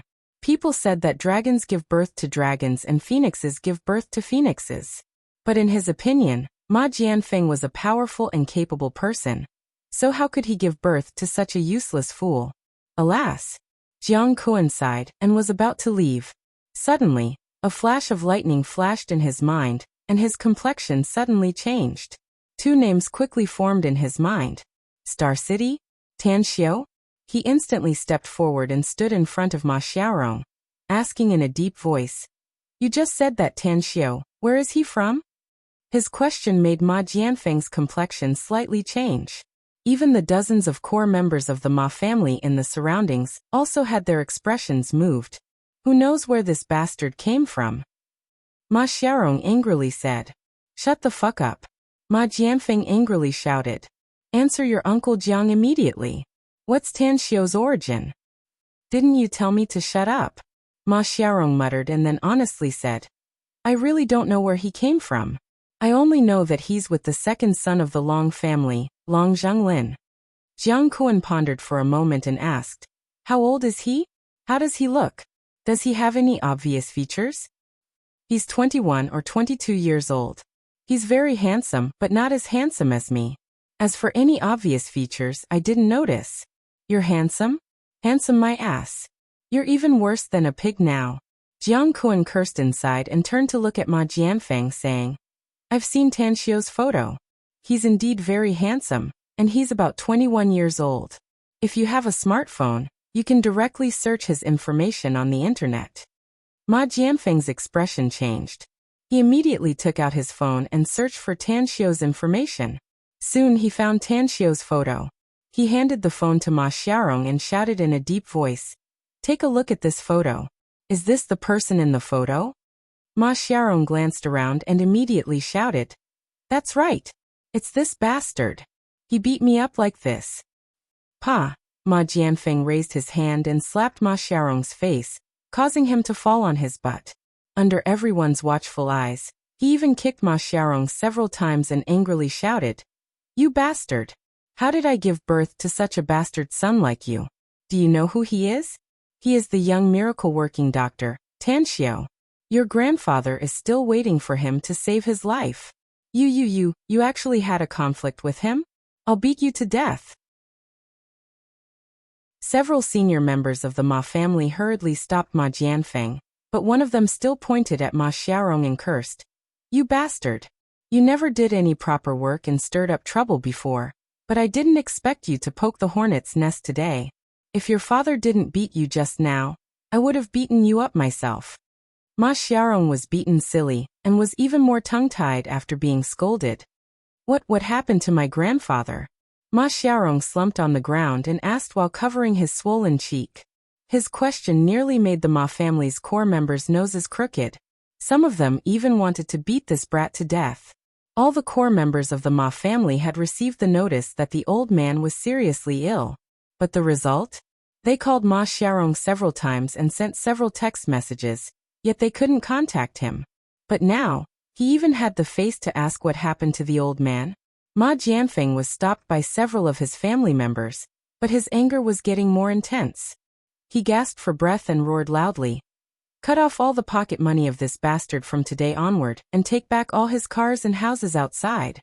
If anyone from our family dares to help him secretly, I'll drive him out of the family and never let him come back. Spread the news to his scoundrels outside. Whoever dares to lend him money on credit is tantamount to going against our Ma family. Let them wait for our revenge." "Big brother, Ma Xiaorong's aunt quickly called out. Ma Jianfeng steeled his heart and roared. Don't try to persuade me. Whoever dares to do so will also get the fuck out of the Ma family. This bastard has been stirring up trouble all day long. If we don't teach him a lesson, he'll bring trouble to our family in the future. For a moment, everyone fell into silence. Ma Jianfeng had absolute prestige in the Ma family, so no one dared to provoke him at this time. Ma Jianfeng took a deep breath, turned his head and said, immediately investigate Tan Xiu's whereabouts. Since he happens to be in Tianjing City, you must find him in the shortest time possible. Remember, don't disturb him after you find him. I'll see him in person and apologize to him. Immediately, several core members of the Ma family strode away. After leaving the Mingyuan resort, Tan Xiu and Long Zhenglin hurried to the residential area where Long Zhenglin lived. Tan Xiu was eager for Long Zhenglin to rush to Qingqing Mountain and find the whereabouts of the red silk flower. I'll return to Shanghai first and rush to Jingmen Island early tomorrow morning. As for the red silk flower, I'll leave it to you. You must get it no matter what the cost. But don't worry if the other party really doesn't want to sell it. Calm him down first and wait for me to come back. I'll contact you immediately and we'll figure out a solution then. I understand. Long Zhenglin nodded. Tan Xiu patted Long Zhenglin's shoulder and said, leave Tianjing City as soon as possible. That brat old fourth Ma is not a good person, so don't provoke him for the time being. I'll deal with him when I come back. Long Zhenglin grinned and said, I naturally believe in your ability, Big Bro Tang. Long Zhenglin grinned and said, alright, you don't need to explain anymore. Hurry back to Shanghai, I'll pack my things and then rush to Qingqing Mountain. Alright. Tan Xiu replied and turned back to sit in the car. Half an hour later, just as he drove on the highway, he glanced at the rearview mirror and said, Boss, 2 cars have been following us for several minutes. Tan Xiu looked back and indifferently said, don't pay attention to them. If they are from the Ma family, we won't be polite if they dare to attack us on our way back. Alright. Mo nodded. However, it didn't take long before the 2 black SUVs behind suddenly sped up and overtook Mo's car. One on the left and the other on the right blocked the front while slowly decelerating. Just as Mo was about to change the lane and overtake them, the window of one of the cars suddenly opened. A middle-aged man poked his head out and waved to the back, signaling for the car to stop on the roadside. Stop, Tan Xiu said indifferently. Mo parked the car on the roadside and directly got off the car. He then stood at the back door and watched the 2 cars in front stop. 4 middle-aged men followed a refined middle-aged man and asked indifferently, what's the matter? Excuse me, is the one sitting in the car Tan Xiu? Divine Dr. Tang? Asked the middle-aged man with a smile. Who are you? Asked Mo with a frown. I'm Ma Jiandong of the Ma family, and the Ma family's patriarch, Ma Jianfeng, is my big brother, said the middle-aged man with a smile. I was ordered by my big brother to invite Divine Dr. Tang to my Ma family as a guest. Also, my big brother is on the way and will be here in half an hour at most. Tan Xiu opened the window and looked at Ma Jiandong outside. Then he lightly said, the Ma family invited me as a guest? Do you want to play the Hongmen banquet? Ma Jiandong understood the meaning of Tan Xiu's words and forced a wry smile. You misunderstood, Divine Dr. Tang. My Ma family has absolutely no intention to play the Hongmen banquet. The reason why we invited you is that my big brother wants to apologize to you in person. I hope that you, a great man of great stature, won't stoop to the same level as my good-for-nothing nephew. A glint flashed in Tan Xiu's eyes. If it's not a Hongmen banquet, why would they want to apologize to me with such great fanfare? Could it be that the Ma family has something to ask of me? Also, this man addressed me as Divine Dr. Tang. Could it be that someone in the Ma family is sick and wants me to treat him? I'm sorry. I don't want to have anything to do with the Ma family, said Tan Xiu with an indifferent smile. Don't waste my time if you just want to apologize. Ma Jiandong quickly said, Divine Dr. Tang, actually, we have something to ask of you. Just spit it out. Tan Xiu said. I'm in a hurry to return to Magic City. Ma Jiandong hesitated for a moment and bitterly said, My father is seriously ill, and I want to ask you to treat him. Divine Dr. Tang. The vice president of the Tianjin Chinese Medicine Association, Jiang Kuan, is a good friend of my big brother.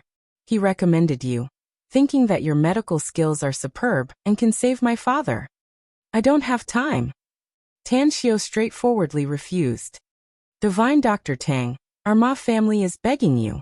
Please save my father for the sake of our filial piety, begged Ma Jiandong.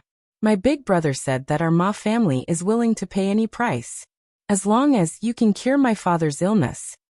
You won't let me go if I don't agree, will you? Tan Xiao sneered. Ma Jiandong stared blankly and hesitated for a while before he forced a smile and said, Divine Dr. Tang, my big brother gave me a death order to keep you here no matter what. Even if you want me to kowtow to you, I'm willing as long as you can stay and wait for him. Tan Xiao was silent for a moment and lightly said, This is not a place to stay for long. Let's go to the service area first. Don't worry. I won't make things difficult for you for the sake of your filial piety. Thank you. Thank you, Divine Dr. Tang. Ma Jiandong was overjoyed and immediately returned to the 2 cars in the front with the 4 middle-aged men, and started the car to move forward. At the service area of Hong Kong Expressway, after waiting for more than 20 minutes, more than a dozen cars arrived. As a group of people got off the cars, the Ma family's patriarch, Ma Jianfeng, rushed to the front and quickly came to Tan Xiao's car. Are you Divine Dr. Tan?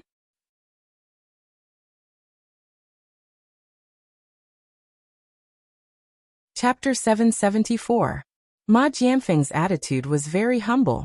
After all, he had a favor to ask, and his bastard son had offended him. So he stood outside the car window, bowed and smiled, covering up the gloomy feelings in his heart. Bam! Tan Xiao came out of the car. After closing the door, he looked at Ma Jianfeng and nodded. That's right. I'm Tan Xiao. What's your name? Ma Jianfeng, Jian as in construction and Feng as in mountain peak. It turns out to be Patriarch Ma. Nice to meet you. Tang Xiao let out a smile. He was not the kind of hot-headed young man who was full of youthful vigor. Since the Ma family's patriarch had put himself in such a humble position, it was not good for him to act too arrogant.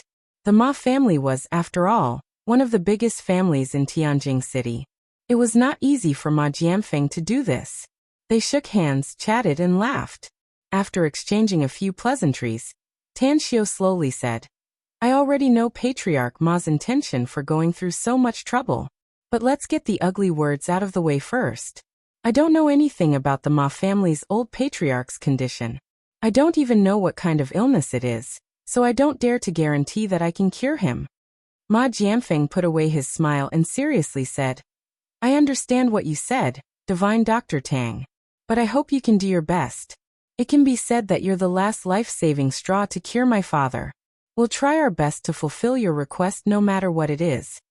A strange light flashed in Tan Xiao's eyes. He waved and said, Treating and saving people is the duty of us doctors, so forget about the request. I've heard that the Ma family is a very good family with a good reputation both in Tianjin City and the whole country. You flatter me, Divine Dr. Tang, said Ma Jianfeng modestly. Actually, I'm ashamed that my reckless son offended you. I'll make him apologize to you and sincerely apologize to you, Divine Dr. Tang. Your son? Tan Xiao deliberately pretended to be confused and asked with a puzzled face. Ma Jianfeng stared blankly and asked in surprise, You don't know Ma Xiaorong, Divine Dr. Tang? He is my 4th son. Tang Xiao's face instantly turned cold. Under the watchful eyes of the Ma family, he opened the car's door and sat inside. Then he spoke to Mo through the window in a deep voice. Oh, go back to Shanghai. Ma Jianfeng's heart thumped and he quickly said with a smile, Divine Dr. Tang, I know it's all my son's fault. A great man like you shouldn't stoop to petty offenses committed by a lowly man like me. Please don't stoop to my good-for-nothing son's level. Tan Xiao replied indifferently. I originally thought that the Ma family was as good as rumored, but I didn't expect that the descendants of this family are so unbearable. My friend told me that Ma Xiaorong is a hooligan from Tianjin City. He uses his family's power to commit crimes. I've seen it for myself. Last night, He bullied a girl at Mingyuan Resort and ordered his group of bodyguards to besiege me. If I didn't know some martial arts, I'm afraid I would have been sent to the hospital for emergency treatment. Ma Jianfeng was shocked inwardly. Although he knew that his fourth son was usually ignorant and incompetent, he didn't expect him to be such a debauchee. Bullying a girl? Ordering his bodyguards to besiege others? Suddenly, Ma Jianfeng felt that his punishment for his son was too light. If he had known earlier, he would have whipped him dozens of times to make him remember the family's ancestral teachings clearly. Not only him, but many of the core members of the Ma family who came with Ma Jianfeng also heard Tan Xiu's words clearly. For a time, everyone's face was filled with anger, and their evaluation of Ma Xiaorong was extremely bad. In fact, they had done some shameful things, but there was a reason for it. Perhaps it was because of personal grudges or for some benefits. They had never stirred up trouble for no good reason, and acted like a tyrant. Ma Jianfeng took a deep breath and seriously said, "Divine Dr. Tang, it's the father's fault for not teaching his son properly. I used to focus on developing the Ma family, and neglected to discipline my son. You can rest assured that I'll definitely keep a close eye on him in the future and guarantee that he won't do anything bad again. Although I've punished him this time, it's still not enough. I'll make him taste the consequences of his wrongdoings later." Tan Xiu was silent for half a minute. Then he slowly took out a cigarette and lit it up. After taking a puff, he exhaled the smoke and said, "I can treat and save people, but the visiting fee is indispensable. I hope you can accept my request." "That's only natural. We'll definitely accept it." Ma Jianfeng was depressed. As the Ma family's patriarch, he was naturally astute. How could he not hear the anger in Tan Xiu's heart at this moment? But he couldn't blame him for this. Had it not been for his son offending him, perhaps he wouldn't have made such a ridiculous request. After all, he was a divine doctor. If one wanted to become a divine doctor, the most important thing was to have medical ethics, in addition to having magical medical skills. Behind him, the other core members of the Ma family had their mouths twitch. They hated Ma Xiaorong inside. If it wasn't for that bastard brat, their Ma family wouldn't have been slaughtered by him, right? If Tan Xiu's request was too excessive, they must advise the patriarch to break that bastard brat's leg. It took nearly an hour for the convoy to leave the high-speed service area to arrive at the Ma family's manor. More than 20 cars rushed into the manor, and directly stopped in front of the antique pavilion where the Ma family's old patriarch lived in the northernmost area. Tan Xiu's expression slightly moved as soon as he got off the car. With his eyesight, he could easily see the feng shui layout of the Ma family's manor, especially the antique pavilion in front of him. It was like a finishing touch that activated the entire feng shui layout of the Ma family's manor. Fortune? A prosperous family? A century-old clan? Tan Xiu finally understood why the Ma family could go smoothly all these years and develop to such a huge extent. With such a feng shui layout, even if the Ma family's leader was a fool, he wouldn't let the family fall. It was no wonder that Ma Jianfeng alone had 4 sons. "It seems that your Ma family's ancestors have met a benefactor." Tan Xiu turned his head to look at Ma Jianfeng, who was walking over, and said indifferently, "What do you mean by that, Divine Dr. Tang?" asked Ma Jianfeng doubtfully. "It's nothing. I just couldn't help but sigh after seeing the characteristics of the feng shui layout of your Ma family's manor," said Tan Xiu indifferently. "You also know feng shui?" asked Ma Jianfeng, surprised. "If there's no need to be modest, my attainments in feng shui should be better than my medical skills," said Tan Xiu with a faint smile. "Your Ma family's feng shui layout has the east gate attracting the rising sun violet qi, the north gate locking the fortune and fortune, the south gate leading to the Grand Avenue, and the west gate leading to a roundabout path, bringing thousands of descendants. This pavilion is the eye of the array formation, so presumably there's a small spiritual vein underground that can continuously condense energy. If your father had lived here for a long time, perhaps I would have known the cause of his illness." Ma Jianfeng sucked in a cold breath and looked at Tang Xiu with a shocked expression. The Ma family's feng shui layout was created by a powerful feng shui master 100 years ago. That feng shui master spent more than half a year to complete the arrangement with great painstaking efforts. It had been nearly 100 years. No one had ever been able to see through the mysteries of their Ma family's land. Never did he expect that Tan Xiu would be able to see through the entire feng shui layout so thoroughly. "You're right, divine Dr. Tang," said Ma Jianfeng hurriedly. "My father has indeed lived in this pavilion all year round. His health was originally very good, and he was still as strong as a young man even at the age of 70. But I don't know why, but his body has been aging at a frightening speed since the end of this year. So much so that he's almost in a comatose state now and only wakes up occasionally." Tan Xiu shook his head and said, "Your Ma family's providence is too prosperous. You've been prosperous for 100 years, and the accumulated good fortune has finally condensed on one person, your father. Naturally, he's in good health. Even for many years, he's never been sick or stricken, and his health is astounding. It's just a pity." Having said that, Tan Xiu sighed deeply and strode into the pavilion. The power of providence? The moment Tang Xiu stepped into the attic's door, he immediately sensed the rich power of providence inside. This power of providence was extremely special. Although it was not as rich as the massive power of providence stored in the treasure inside his interspatial ring, it was still not to be underestimated. Absorb. Tan Xiu silently operated the heavenly art of cosmic genesis and calmly absorbed the providence power here. He didn't need Ma Jianfeng to point the way and walk step by step toward the stairs. After coming to a room on the second floor, he directly pushed the door and entered. His eyes then fell on an old man lying on the bed. Others couldn't see it, but he could clearly see that the old man lying on the bed was enveloped by the colorful power of karmic luck.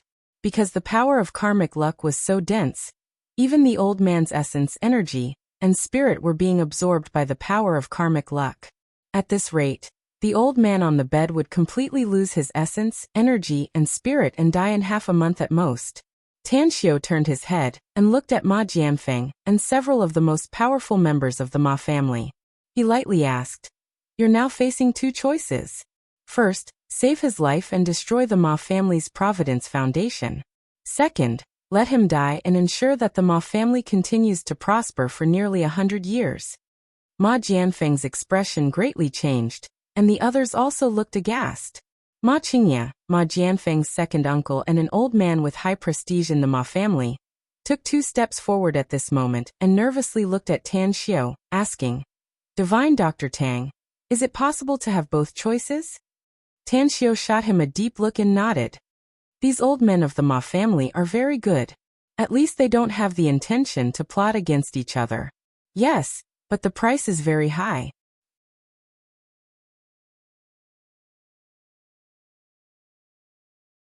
Chapter 775.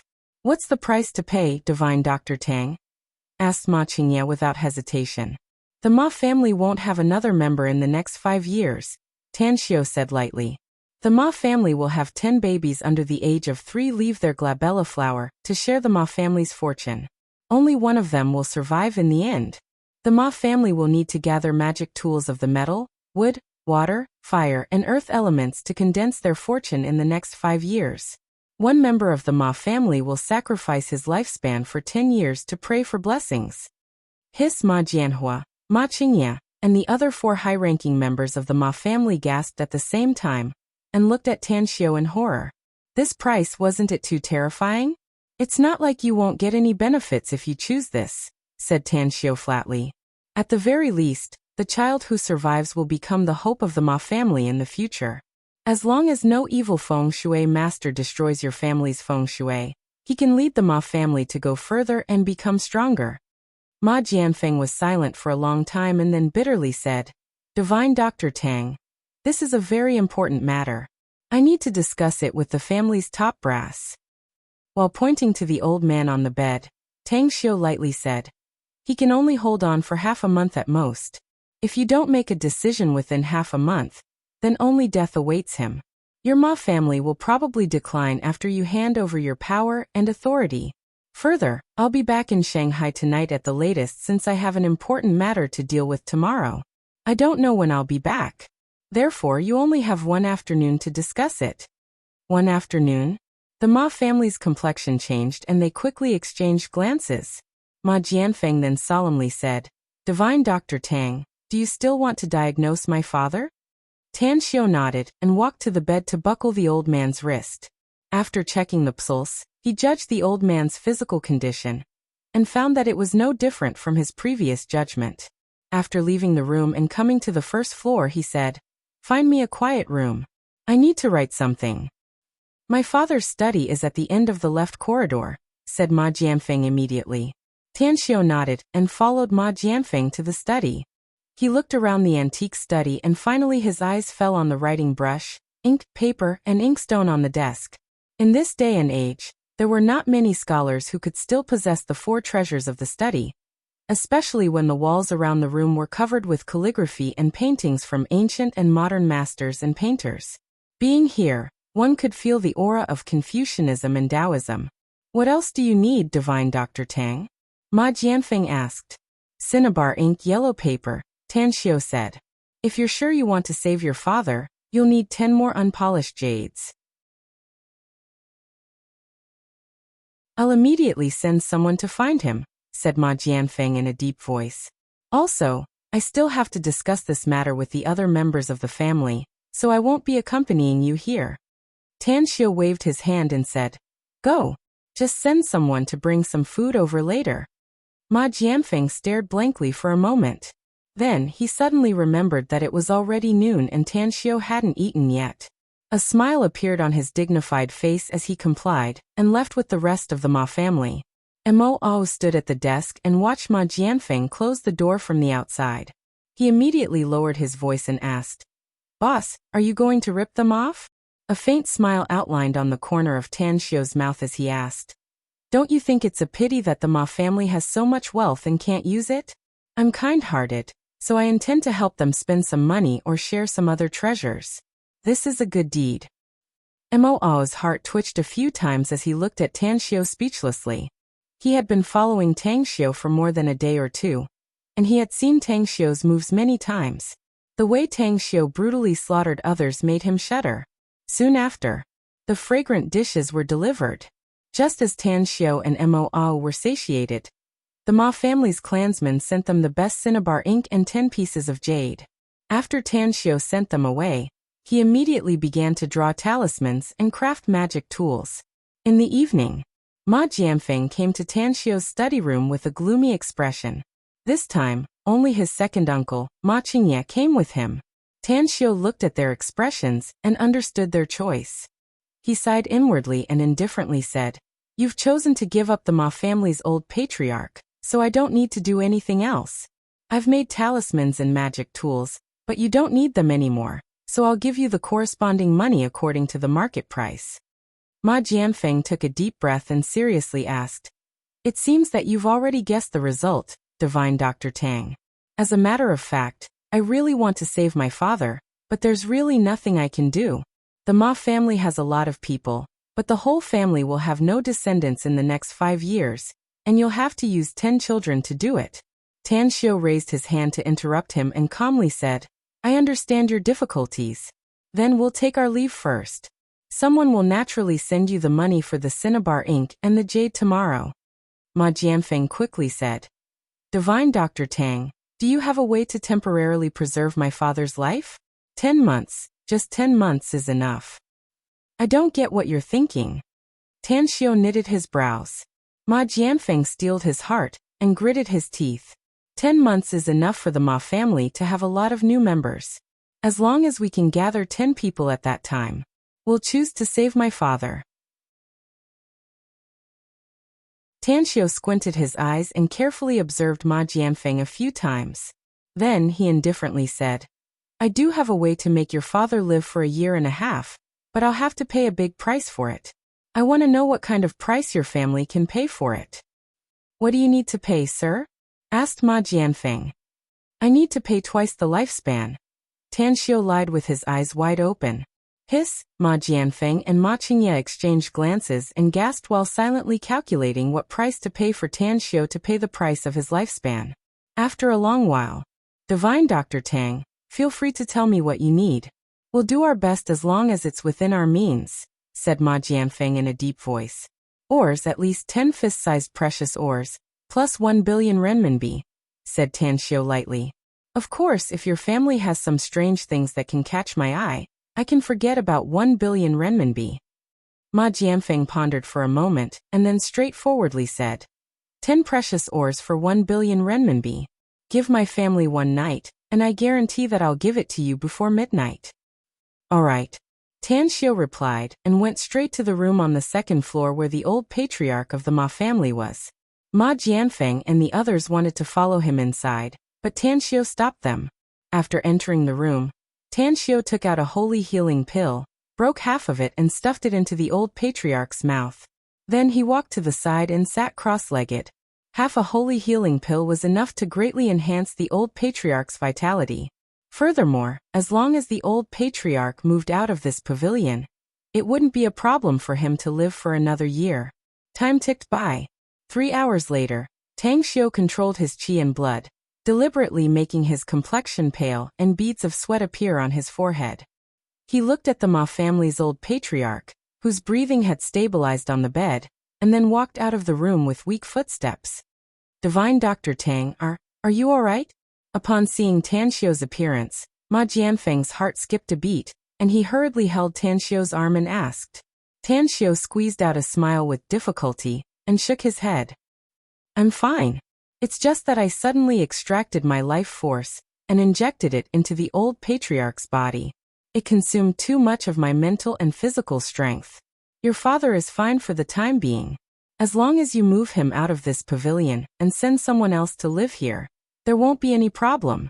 It's not a problem to move my father to another place, but why do you want to send someone else to live here? Asked Ma Jianfeng.